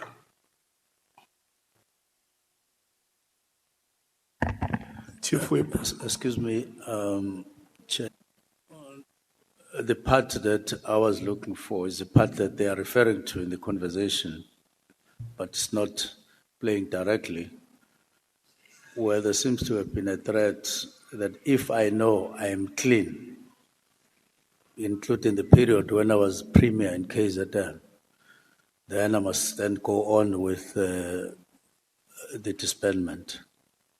So there was that part. So I don't know whether he cut and started later or something in the tape. But that is one that I wanted more, because to me that was a threat. Did you hear it being? I didn't hear. What I hear is them referring to it, to say, when we were talking, and then somebody seems to have overheard us and recorded us. There is something that they should not have missed, those who were recording us. Yeah. Like 1, 2. So they merely are referring to it, but they are no longer talking to it. So I don't know whether it is part of the tape. The material that is being played here is the one that you submitted yourself. Yeah, the one that was playing is just part of it, but not specifically where there is a threat, which was my intention. To add on the kind of conversation that went on. And it was the last one, that one, for now. Okay. Where on the audio is that part? Is it towards it seems to be before. He can tell us where, but I'm saying if he hears us, there's a part where they seem to have discussed, or where General Mkhwanazi seemed to have said, if Minister Mchunu knows that he is clean, he must then go on with the disbandment. Yeah. So that is the what one that we need from you is guidance, so that if that part is to be played. Yes, that's the only part that Mr. Stolle must know where on the audio must he locate that. Is it at the beginning of the audio or towards the end of the audio? Yeah, it sounds like it is before, from what he played. And that would have been 1 minute or something like that, and then we close. Okay. Honorable Malim. No, Minister, what we're asking is, if this thing is 12 minutes, if it's 12 minutes, from which minute does it start, that portion? Because in the consultation with your lawyers, you would have emphasized that, and they know from 3 minutes to 4 minutes, or 5, 7, which part of that? Because we want him to go straight on that one. I really wanted, I thought that I had put the request very, very clearly that it is the part where he says, if the minister knows that he's clean, including when he was premier, he can then go on. That is the part that I wanted, because I had already conveyed the others, like anger, like Let so me on. st- That let me- part. Let me stop you I think there. it is before Yeah. this one. It will be less than 3 minutes. The guidance that we need is that the video, I mean, the audio has played for a particular amount of time. So when you were listening to the video, the part that you want heard by this ad hoc committee, where do we locate it? I see your team is trying to help you there. Yes.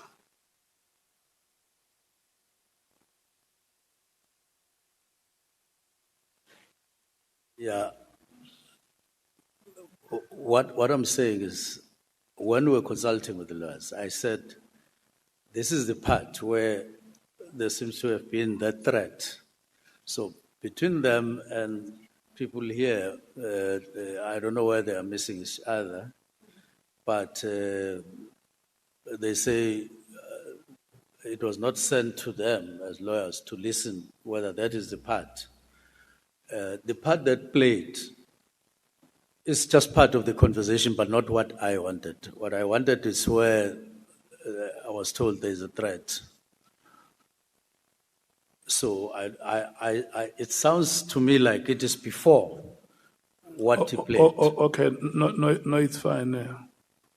Let's do like this. In the meantime, let's allow the senior counsel to proceed outside this material, because what he said to me is that because he received this evidence this morning, surely on his scope for today, he doesn't have questions based on that evidence.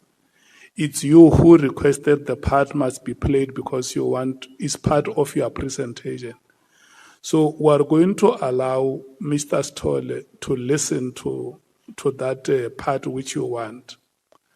And once he's ready, he has located it, he will give us a bell, and then we can come back to it, so that we don't spend time debating where that part is. So, Senior Counsel, may we proceed on? Okay, Honorable Nomval. Yeah, thank you very much, Chair. No, Chair, before we proceed, we just want to register our concern in relation to how the council is conducting what he's doing, Chair. Our understanding, and we're in no way trying to prescribe the manner in which he must ask questions, but our understanding, Chair, is that he must cover all the aspects of the evidence of the witness and all the aspects of the terms of reference, because from those we can be able to identify follow-up questions for tomorrow, because we're not only going to ask original questions. There are follow-up questions that will come from what he has asked from the witness. Now, the pace under which he asked his questions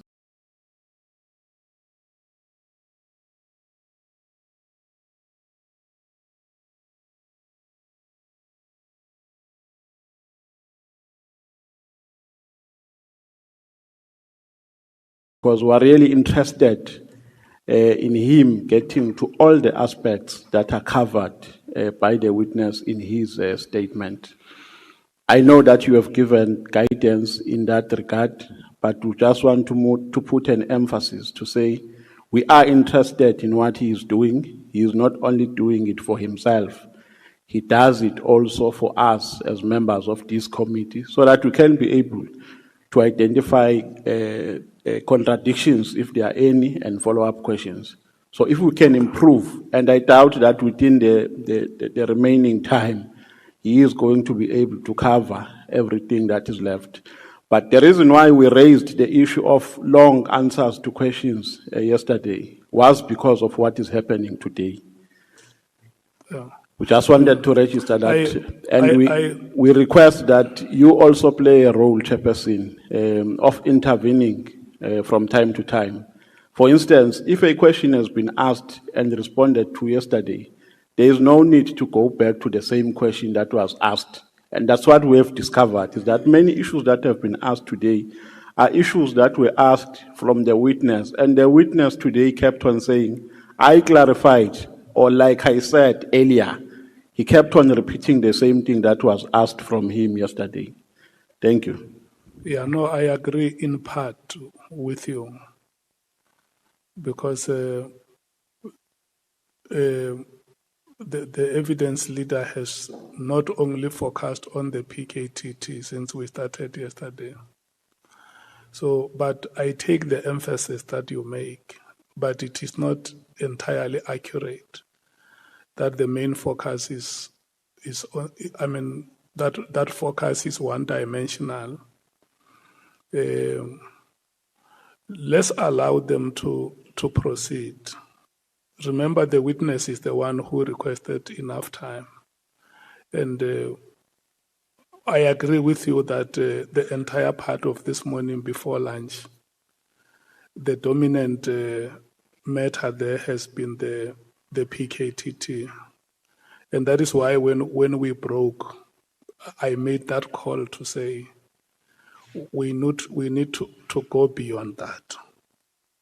So may we proceed, honorable members. Are you ready, honorable minister, to proceed? Thank you very much. I was just left with one intervening issue before the letter came, and how it reconstructed the environment such that, apart from not being willing to meet in the format that was suggested, I was willing to go on with the meeting, as I indicated later in another meeting to General Mkhwanazi. But let me just complete that, even though the recording doesn't capture it. So part of what they discussed was what I thought was going to come here to say, if the minister is clean, knows that he's clean, he can then proceed with the disbandment. And to me, that was a threat. And it was also a promise that somebody is going to go back and say, what did I do wrong while I was MSc, while I was Premier, while I was in water? And I have no problem with that. I have no problem. People can go and start from day one when I was MSc, check any wrong and Premier and water. Those things are fine. But in the context in which it was said, it becomes a weapon. It becomes a weapon to say, don't do this even if it's correct, even if it is lawful, even if it's constitutional, because I don't like it. If you do it, I'll go and dig what you did wrong at some point, if there is. And I don't think that people should take it for granted that the wrong things that I did that constitute unlawfulness during those periods. Sorry, mate.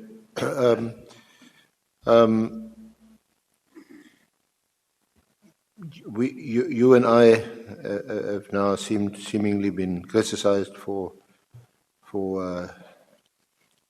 taking a bit too long. You've made a request that you want to be heard. I don't know if the Kunazi smell is still on you today. Maybe it's a bit off now that you've had an opportunity to give your side of the story. But we do need to move a bit quicker. But I'm not in a position, this is not a court, law where I can make an application or whatever, you must be given whatever latitude you need to fully respond. But it would help if we could just get to the point. Now, the questions a while ago was about the WhatsApp of the 4th of April, and then you referred us to this conversation of early January with your Chief of Staff. I accept it's relevant, but was that just mentioned, or are you mentioning what appears to be a threatening conversation between Kunazi and Kabinde? Is the point of that conversation your lack of response or your curt response that, okay, I've received your WhatsApp, I'll sort of deal with it later? Is that the reason why you responded in that fashion? Let me go on to say that it constituted or constructed a particular environment. And I'm not saying that it is the only reason, but I had to look at it, and I considered it in the environment that it brought in that had not been there, the threat. So I passed that in line with what you are requesting. And then, just in terms of the conversation, very quickly, because we'd also been asked about it before it was even played. Whether is this the way conversations, telephonic conversations or other online conversations with your Chief of Staff was handled, that they were recorded, apparently without the consent of in this case, Mkhwanazi, and Mkhwanazi, I think, mentioned in his evidence that some version, a bit distorted apparently, appeared on social media, and he wasn't happy about that. So the question is just that: are you aware that your Chief of Staff, obviously he recorded it, he mentioned it to you, but is this the way you conducted things in your office? No. Okay, then maybe we'll ask him for a reason why he recorded Mkhwanazi without his consent, or is there a legal reason that you as a minister and your Chief of Staff can record conversations with people under the Cyber Act or some legislation?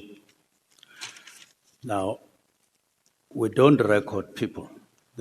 I'm not aware of anybody in my office who have ever recorded a person, but in this instance, it's me who advised the Chief of Staff to say, you may need to record your conversations with General Mkhwanazi because of the threats. It was not because for the commission, I wasn't thinking about the commission or any other thing, because he kept on saying, General Mkhwanazi is angry. When a person says, so-and-so is angry with you, you take it serious. So can we just understand that even before this recording, Mkhwanazi had phoned Gabinde and spoke to him in a threatening? Because who decided that his conversation must henceforth be recorded? First, he just told me that there's a threat. He's angry. He's saying 1, 2, 3. Okay. And then he came back, I think third time in one day, as they continued to talk. And at some point I felt that the way things are developing, it looks like they're developing fast and they've got anger inside, but they now have threats inside. Now, when he mentioned this one of if the minister knows he is clean, no, I think it came before that one, that I said, now we may now need to record It was after he spoke about fight back. I don't think fight back was recorded. But I think it was at that point when I said, being experienced as I am, I felt that this may develop to something else. Then I said record. But that one of threatening on what I may have left in the Premier's office, when he mentioned that, I felt that, so there's a threat here. Okay. So we are discussing, he is wanting to meet me and so on, to discuss the disbandment, which is fine. Okay. I'm fine with. But So- when it says, it sounded like a compromise. So you want to compromise me on things that I, as a matter of principle, I have to consider in my work. But because you don't like it, you then issue a threat and you date it back where it worked. It constituted the environment. Let me move on. So Kabinde decided, he took it upon himself to record this I discussion. advised the chief of staff. You told him to record it. Yes. Yeah. I said you may need to consider recording, because Okay. I don't normally have a discussion with a person and then you get threats Okay. in a work environment, and I didn't understand why. Now that WhatsApp came on the 4th of April. Before that, you would have had the meeting with the Portfolio Committee on the 5th of March. Yeah? Yes. And you were in that meeting, Kunazi, and all the senior management, they were in a meeting, your deputy ministers.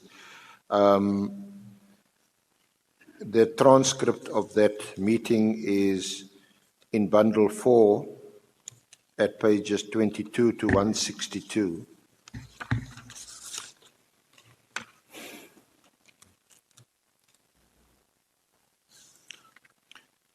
Now, the agenda for where is this?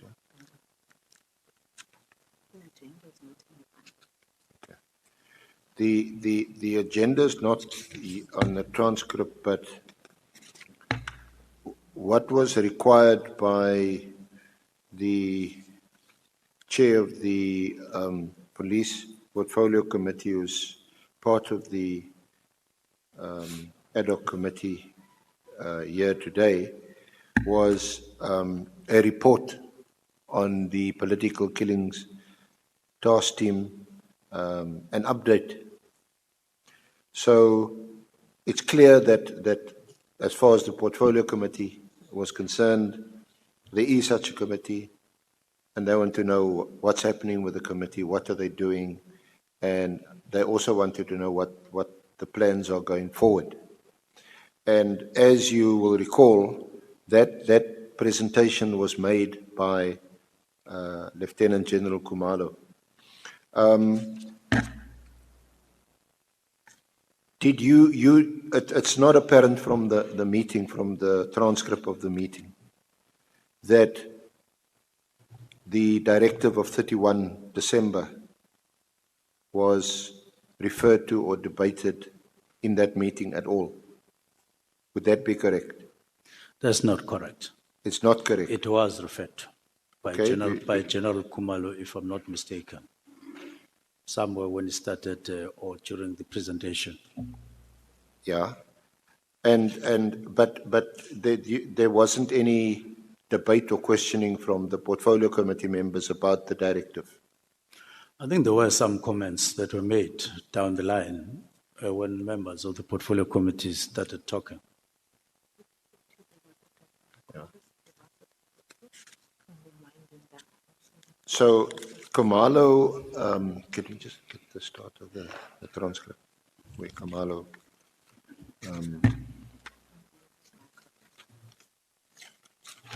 So anyway, we're going to just find the start of Yeah. You may be right. You may have said that the presentation is done in accordance with the directive that has been received by the minister, but we'll find. Yeah.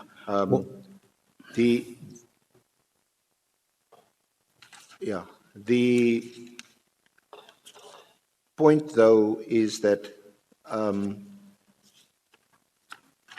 the directive itself and your authority or power to issue such a directive was not debated or discussed. So, Was not debated and discussed. Where? in the portfolio committee meeting. So, this is what he says, and it's at page 68 of the transcript. 44 of the transcript is 68 of the bundle 4. So he says, is this commander or the minister?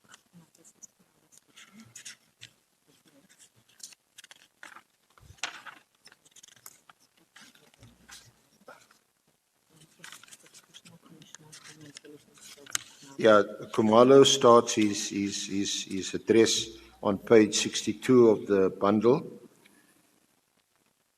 Then where he says, the Divisional Commissioner Crime Intelligence, thank you, Honourable Chair.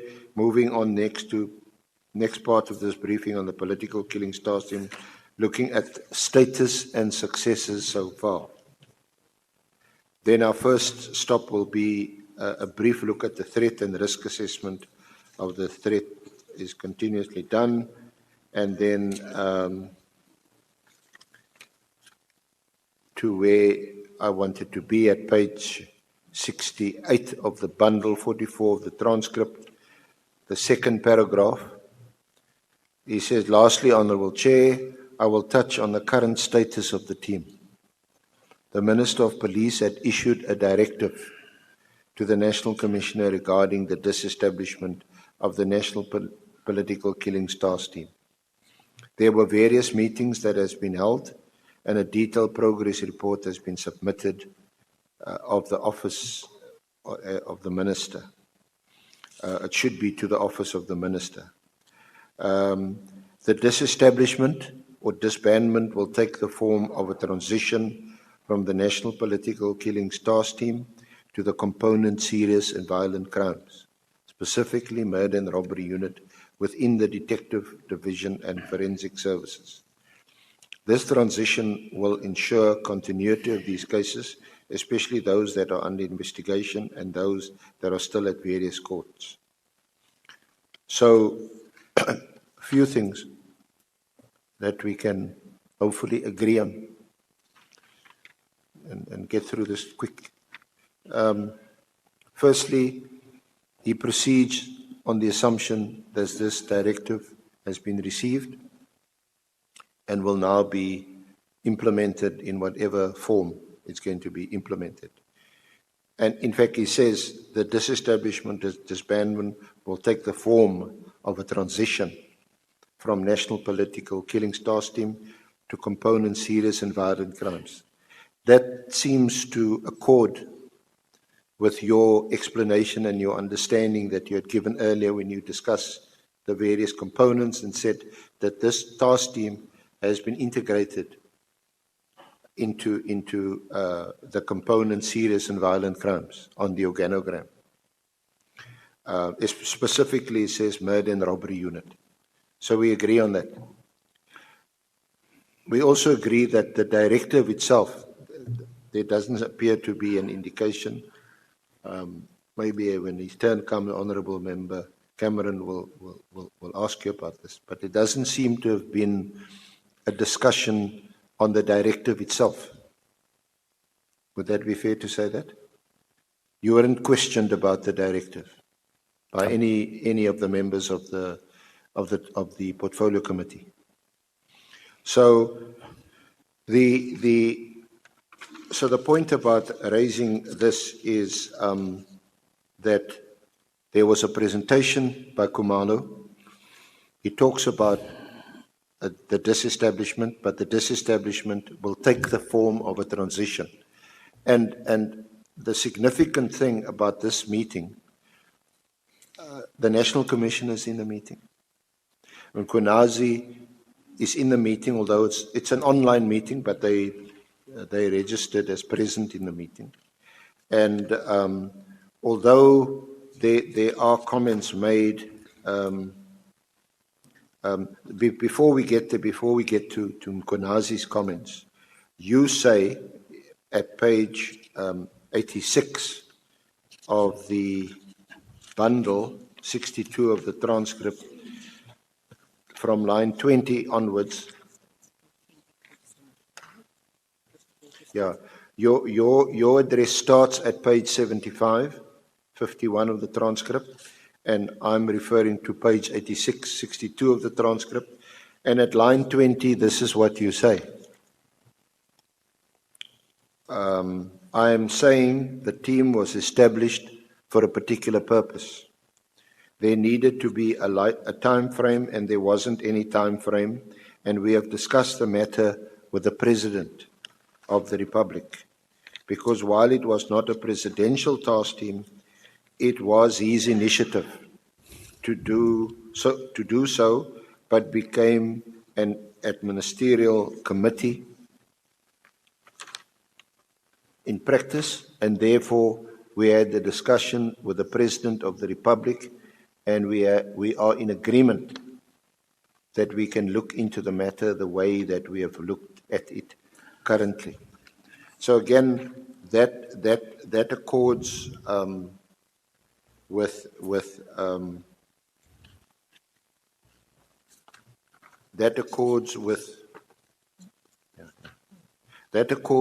with your explanation earlier, the way you saw the matter. And again, I can't recall that understanding of yours being contested. Isn't it this? Yeah. So can we at least agree on that? So I'm fine. You're nodding yes. Yeah, I'm fine for now. Yeah. So can we also agree that you didn't specifically, and to be fair to you, it didn't seem to me required. I'm just thinking about it actually right now. I'm just not making this up. But what informed your decision? What informed the directive? You weren't asked about it. There seemed to be at least a tacit acceptance that you issued the directive. Khumalo's reporting that it's now going to be implemented, although in the form of a transition. It's not going to be done like you directed immediately. There's going to be a transition. So any of the concerns, all these reasons that you gave about the budget, about the Haas, and Adams, and although I think Adams was in the meeting, those issues you never mentioned. In other words, you didn't have to justify the directive. So that you also agree. You also didn't mention that you believe that the PKTT was in fact operating illegally since 2022. You didn't mention that specifically. At the portfolio committee? Yeah. No. Again, to be fair to you, it seems that it wasn't necessary for you to do that because you've now given a directive, it must be disbanded. And although the key differences between you and Masemola and Khumalo was that you may have wanted it immediately, but you explained earlier, I think yesterday, what your understanding of this word immediately meant. It didn't mean it must be right now. I must explain at this stage that the portfolio committee is not chaired by me. It's chaired by its chair. Yeah. And it's a meeting of the portfolio committee. It has got members.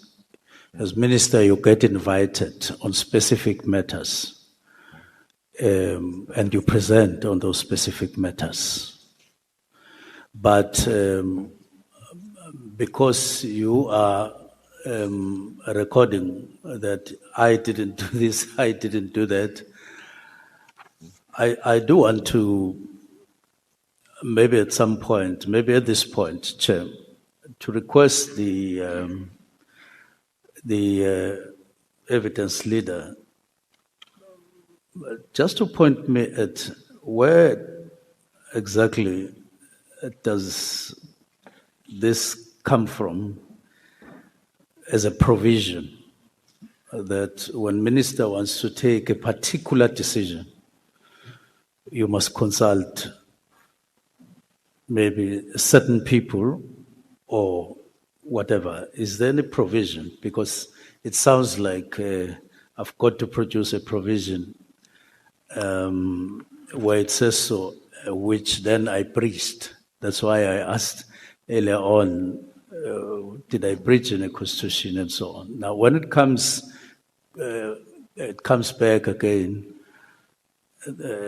while you are asking other questions and say you didn't, it sounds like there is a provision that I omitted. Is there any provision? There is a provision if you are taking what is called administrative action, in exercising a public power that constitutes administrative action. There is a provision in Paja which says that you're required to act procedurally fairly and you must give reasons. There's a host, your lawyers can point it out to you. If you're taking what you appear to have taken or what you claim you have taken executive action, then there must be a rational basis for it. In other words, you can't in the morning wake up and suck your thumb and do something. You've got to have a rational reason. Doesn't have to be the only reason. A rational reason could be a range of reasons. But Minister, with respect, I've asked you those questions. Your lawyers can give you that advice. I'm not here to give you advice with respect. Yeah, I'm fine. I just want a record. I wanted for the record. We're dealing with the facts. This honourable committee must establish the facts in relation to its terms of reference. Then it will report back to Parliament. I've asked you about whether or not you consulted. It wasn't in respect of any legal provision that I've asked you whether you did that. Yeah, I need to enter on record of the Ad Hoc Committee that earlier on there are paragraphs that you led me on, and these are paragraphs 19 to 22. Now, my legal representatives say those were wrong paragraphs in the context of what you were interested in.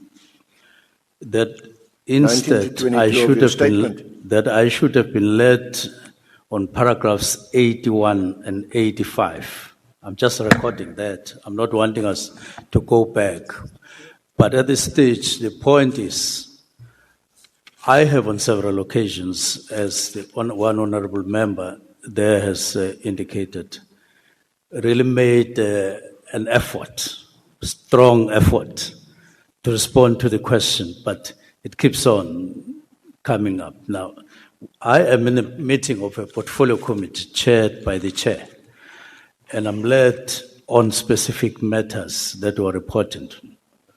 Now, I didn't mention a particular thing. It was not what I was expected to deal with at the portfolio committee. That's the point I was trying to indicate. Minister, can I respond to your point? You in your presentation yesterday, you addressed the constitutionality of the directive. And you referred, I didn't have to refer you to this, as legalese from paragraphs 19 through to from paragraph 19 through to 30, and in fact we also discussed the next item in your statement, the legality of the NKPTT post. So the constitutional role, you obviously advised by your lawyers, the key paragraph is paragraph 21, which you said This is the power to determine national policy. The second power to direct the National Commissioner. The third power to direct the Civilian Secretariat. I didn't read that. I didn't say that. You said it yesterday. And obviously it's from your statement.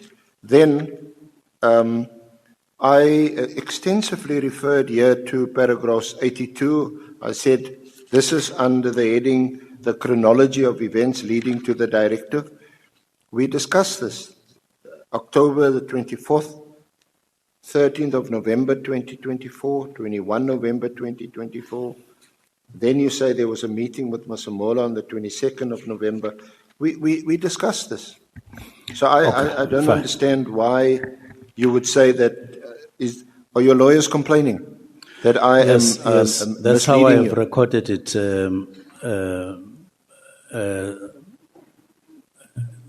As senior counsel, I've said my legal representative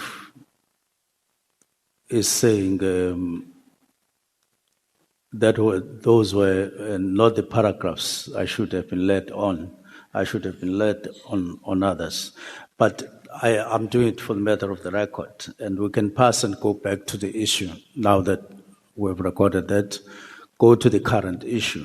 Okay, let's deal with the current issue, and we Yes. will, during the break, discuss this with them. If they are dropping notes with you, they can quite easily drop a note with one of my colleagues, and I will consider them, and we will either ask for an adjournment to correct whatever we're doing wrong, or ask for an adjournment to discuss it with them. Okay, I'm happy with that. So just to come back to the... That just has to do with the response they forwarded, as you were referring to, yeah. But that's fine. So the submissions you made to the portfolio committee on the 5th of March, did you discuss this matter with the president before you appeared before the portfolio committee? Yes, I think it would have come earlier, whether it is January or February. I don't have a date, but we did. Yes. So did you specifically discuss with the president the disestablishment of the task team? That was my purpose, to go and brief the president that there is a particular decision I've taken in regard to this, and I did so. Was it? Can you recall when that discussion took place? Was it just before the directive was issued? No, it was after the directive. After the directive was Yes, issued. it was after the directive. So the president also saw on social media or in the media that the task team has now been disestablished by you. He also just heard about it. Well, I'll have to give you evidence that he picked it up from social media. I don't know. What I know is that I sought an appointment, and it was granted at a particular time, and I went to brief him.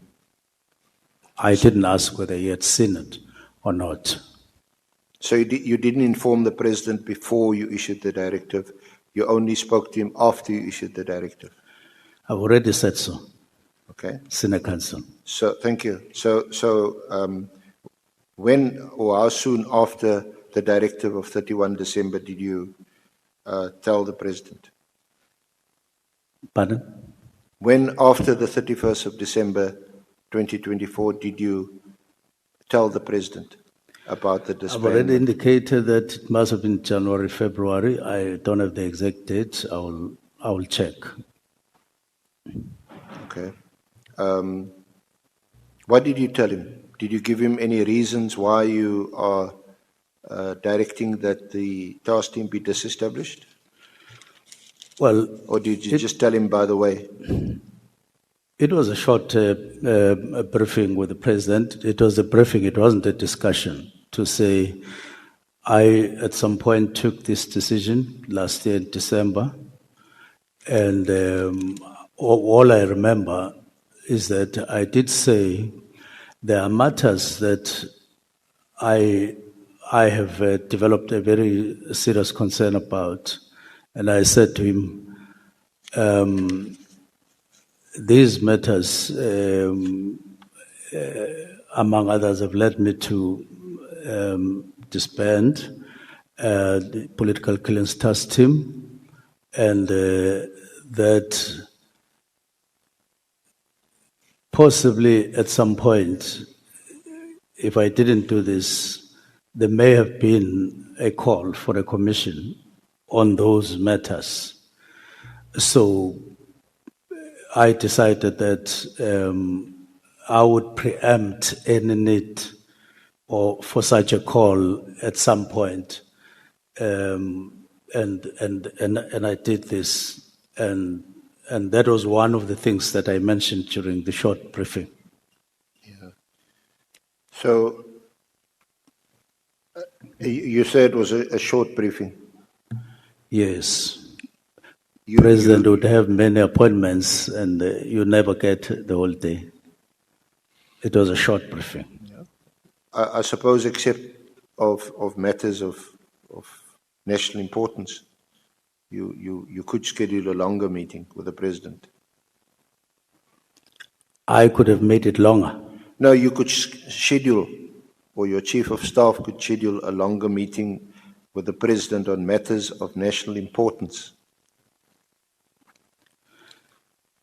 I should do so, or I should have.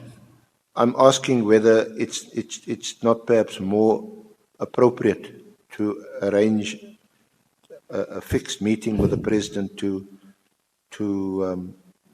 have a longer time to discuss these matters. I do that from time to time when it is necessary. Well, so that's why, can we ask, I mean, was this meeting 10 minutes, 15 minutes, 5 minutes, half an hour?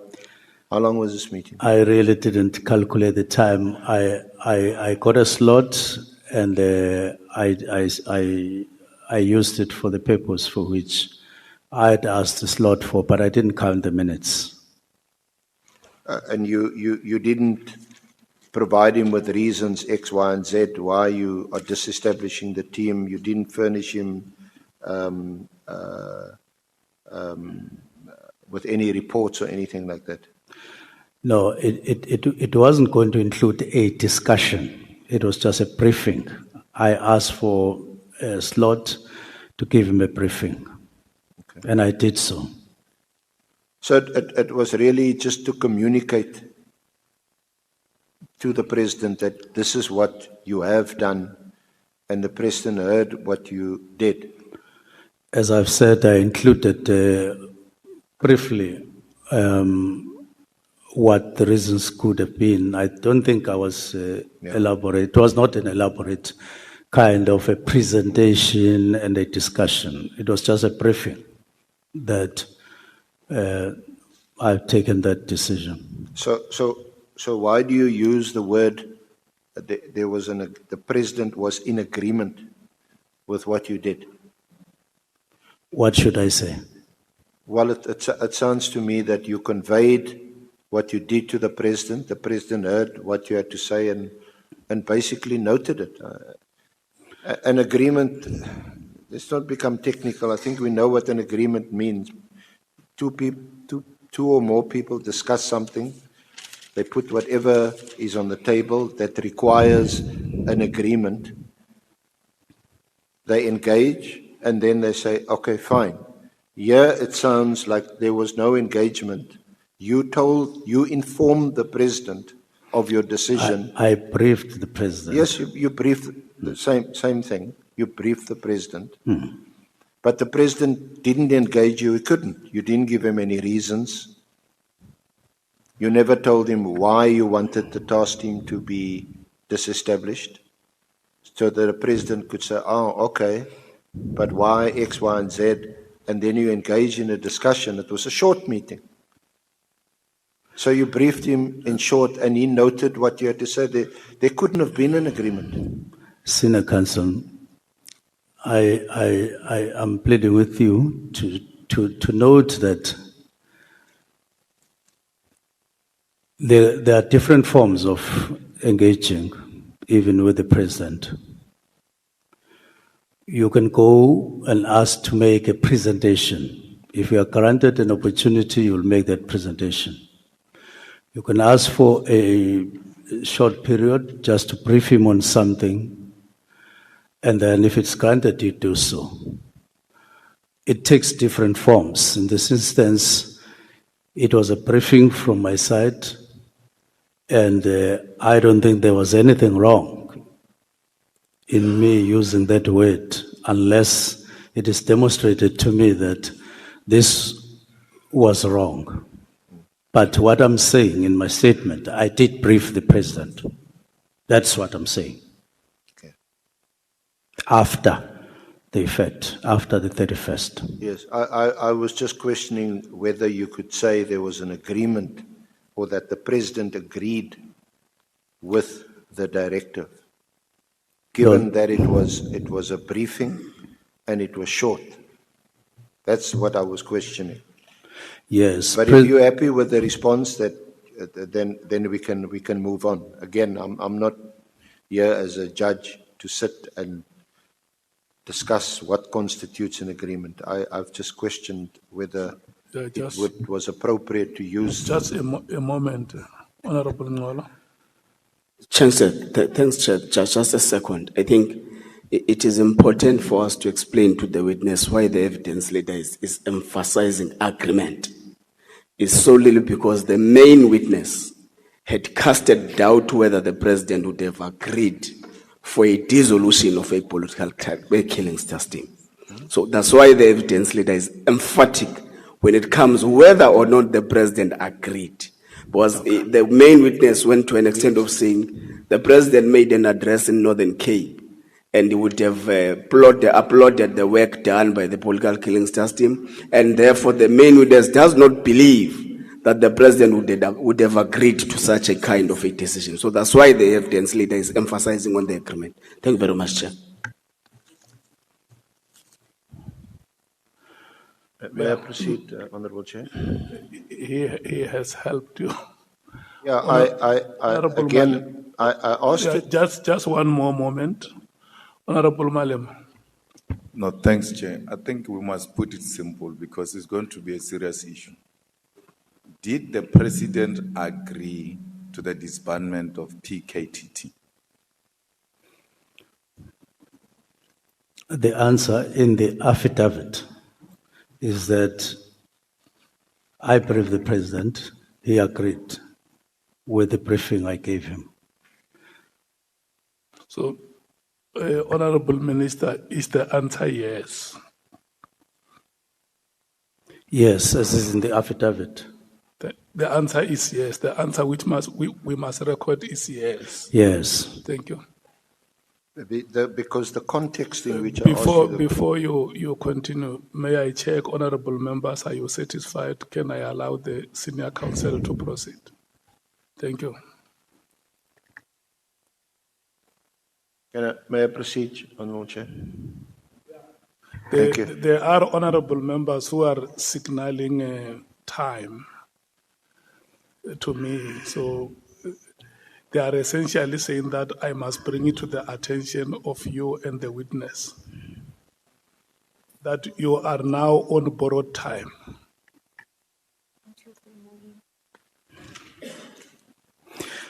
And I must indicate there were two questions, Chair. The first question was on General Masimula, and the second question was the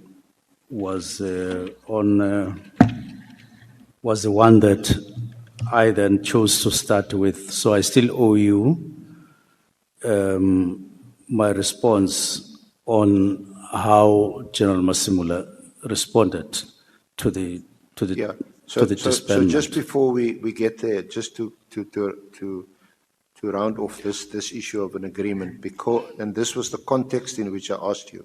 I had read to you what you told the Portfolio Committee on page 86 and page 87, pages 62 and 63 of the transcribed minute, where you told the Portfolio Committee, and therefore we had a discussion with the President of the Republic, and we are in agreement that we can look into the matter the way that we have looked at it currently. That's the context in which I asked you about this. But perhaps the honourable members can draw their own conclusions, or can ask you questions about it. My job is to put these facts before the honourable committee. And that's what I've read to you, and that's the context in which I asked you. So you say this briefing, discussion with the President was in January? Yes, it was in January or February. I need to check the exact date. Yeah. And before the March meeting, were you aware that General Masemola also had a discussion with the President? No, I wasn't. Okay. Now, in the same meeting, we also know that General Mkhwanazi,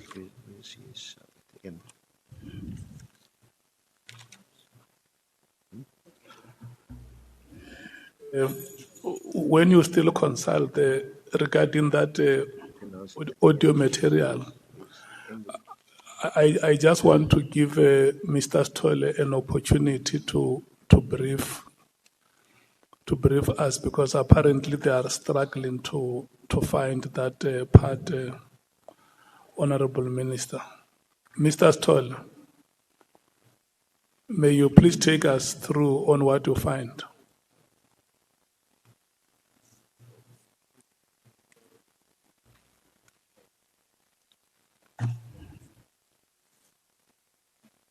Chairperson, my apologies. I was responding to Mr. Ntuli because I was explaining to him some small technicalities around the audio.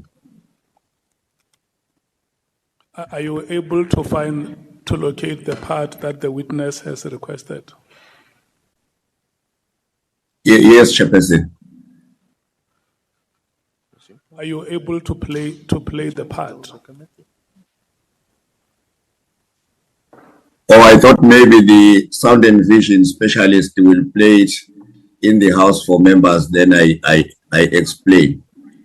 It begins from 3 minutes, 54 seconds, up to 4 minutes, 4 minutes, 20 seconds, and leading up to 4 minutes, 44 seconds. Yeah, play that part from 3 minutes, 54 seconds, and we hear if he confirms that he wanted us to hear.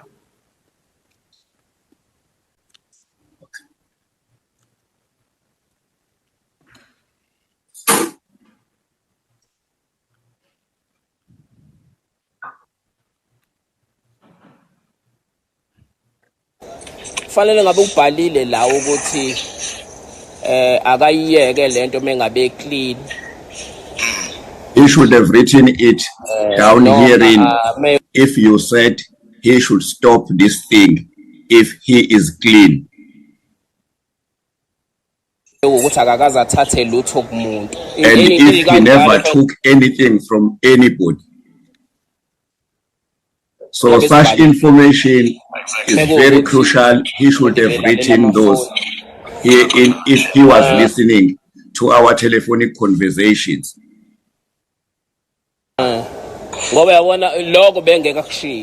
Because he was not going to deliberately omit that, because it is in line with what he has alleged. Around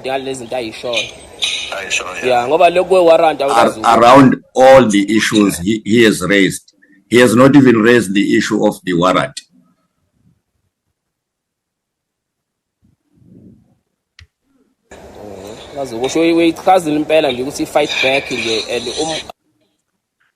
You have correctly explained it, that all this is about a fight back.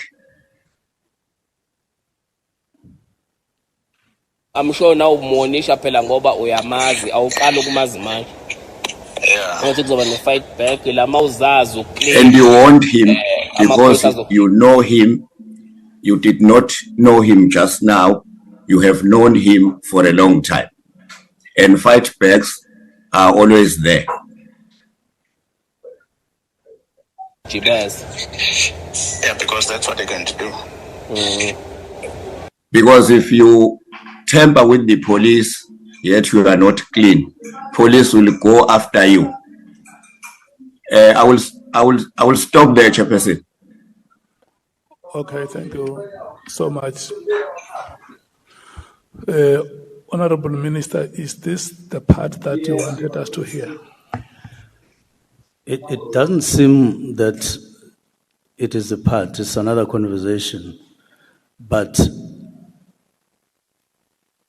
it may be that that conversation, that part of the conversation between the two was not the one when he had started recording, but Yeah. he did, we did talk with Chief of Staff, but I'm fine at this stage. What we should do now, we are stepping out of this audio because it's not what Yeah. you want. I'm fine, Then at your time, I'm fine. get the evidence that you want to bring it here to us. Yeah, it may have not started when Yeah. they started recording. It may have been said before they started recording, but they did discuss it. It did tell me that. And then maybe next week, Tuesday or Wednesday, Okay. time permitting, Thank you. we will look at how we deal with that. Thank you. Thank you so much. May we please go back to the senior counsel. Thank you, Honorable Chair. Honorable Minister, And I must just indicate before that there are honorable members who have requested to leave. And I have granted them permission to leave, starting from 14 hours.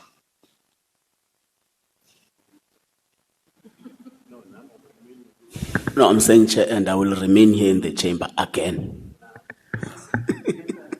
Okay, no, it's okay. May we proceed? Honorable Chair, we are not going to finish today. We have also, I have requested you in private conversation that we resume on Tuesday. There is space open on Wednesday. I don't think we have scheduled any witnesses for Wednesday. So in the event that you do run over on Tuesday, we can continue on Wednesday, but I've asked that we continue on Tuesday to complete our leading of the minister's evidence. We're not going to finish today at 2 o'clock or even 3 o'clock.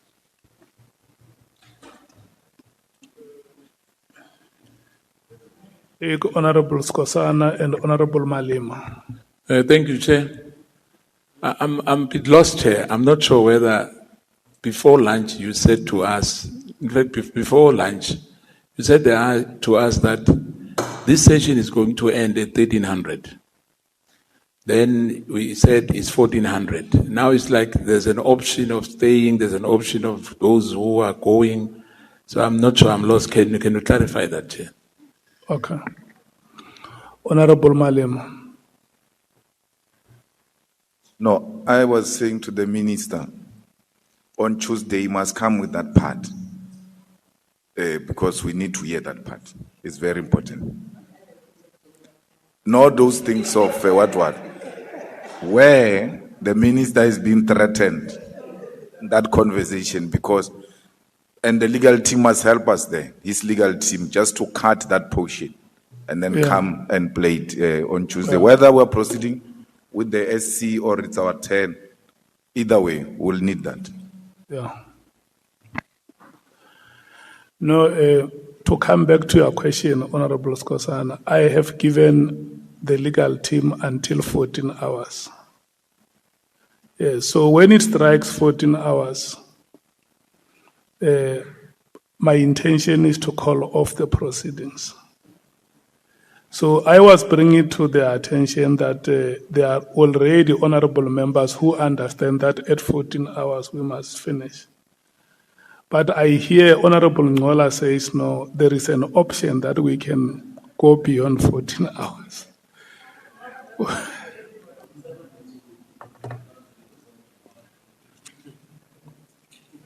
Yeah.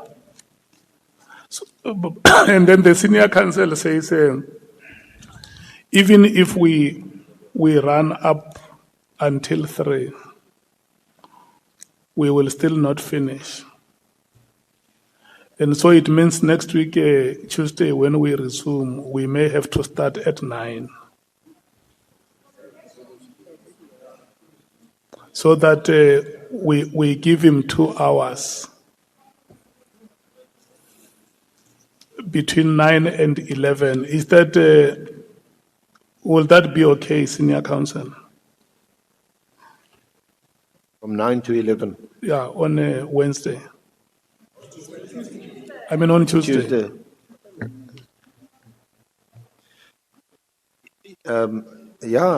Interruptions permitting. Yeah. No, yeah. You can also take off like you do, give me a discount when other honorable members are interrupting then. But I think we can fit it into 2 hours, and obviously with the cooperation of the honorable minister. Look, this is what is going to happen when we stop the proceedings today. Yourself, as the legal team and the witness, you must find each other on certain issues that must not take us time. So that when you come back on Tuesday, you know that you have 2 hours. I think we have stretched the honorable members. It's enough. We can't go beyond this. The witness requested that we must give him enough time. You also said the documents that he submitted are voluminous. That cannot be done on one day. And we allocated a day and half a day. And still we are not done. So when we come back on Tuesday, Honorable Minister, yourself and the senior counsel have 2 hours between 9 and 11. I'm absolutely fine, except that I see that my time of giving evidence gets limited. We are still going to ask you questions. No. I have no problem with that. Yeah. But I'm saying when I'm asked to respond, I don't finish because evidence leader comes in. No, you are going to finish everything because you can see now by all indications, Wednesday is already booked for you. So it means Tuesday, whether we finish at 12 o'clock midnight or 1 o'clock in the morning, you are here, you are answering questions. And then we take a comfort break for 6 or for 7 hours. We come back on Wednesday. And if you feel that the honorable members are impatient with you, you tell them that allow me to respond to your question. Chair, I'm at your disposal as a witness, and it is the opportunity I wanted. Yeah. That's why, and I will say so when I feel I'm not getting the proper opportunity. And I do feel that I haven't had the kind of opportunity I'd have. Just to go through things in response to a question, I get stopped and I get stopped. You are going to find each other after this proceeding. That's what I said. I'm expecting that. Honorable Malema, Honorable Skosana, do we have any amongst you members who want to speak? After the 2 members, we call off the proceedings. No, I was saying to the minister that, wait, we are coming. The questions are coming. Proper questions are coming. Don't worry. You're going to have enough time to answer proper questions. I'm fine with that, and you will get proper answers. Honorable Skosana. Thank you, Chair.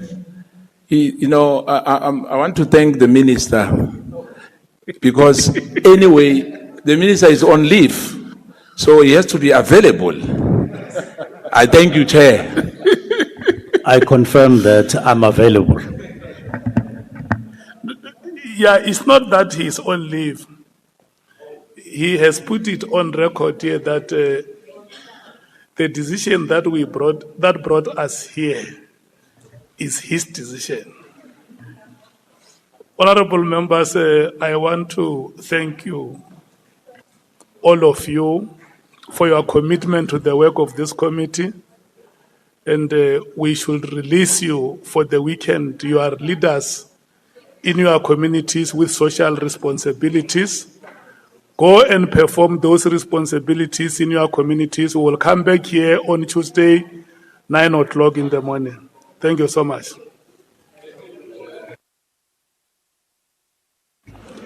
Olebe Tomokona.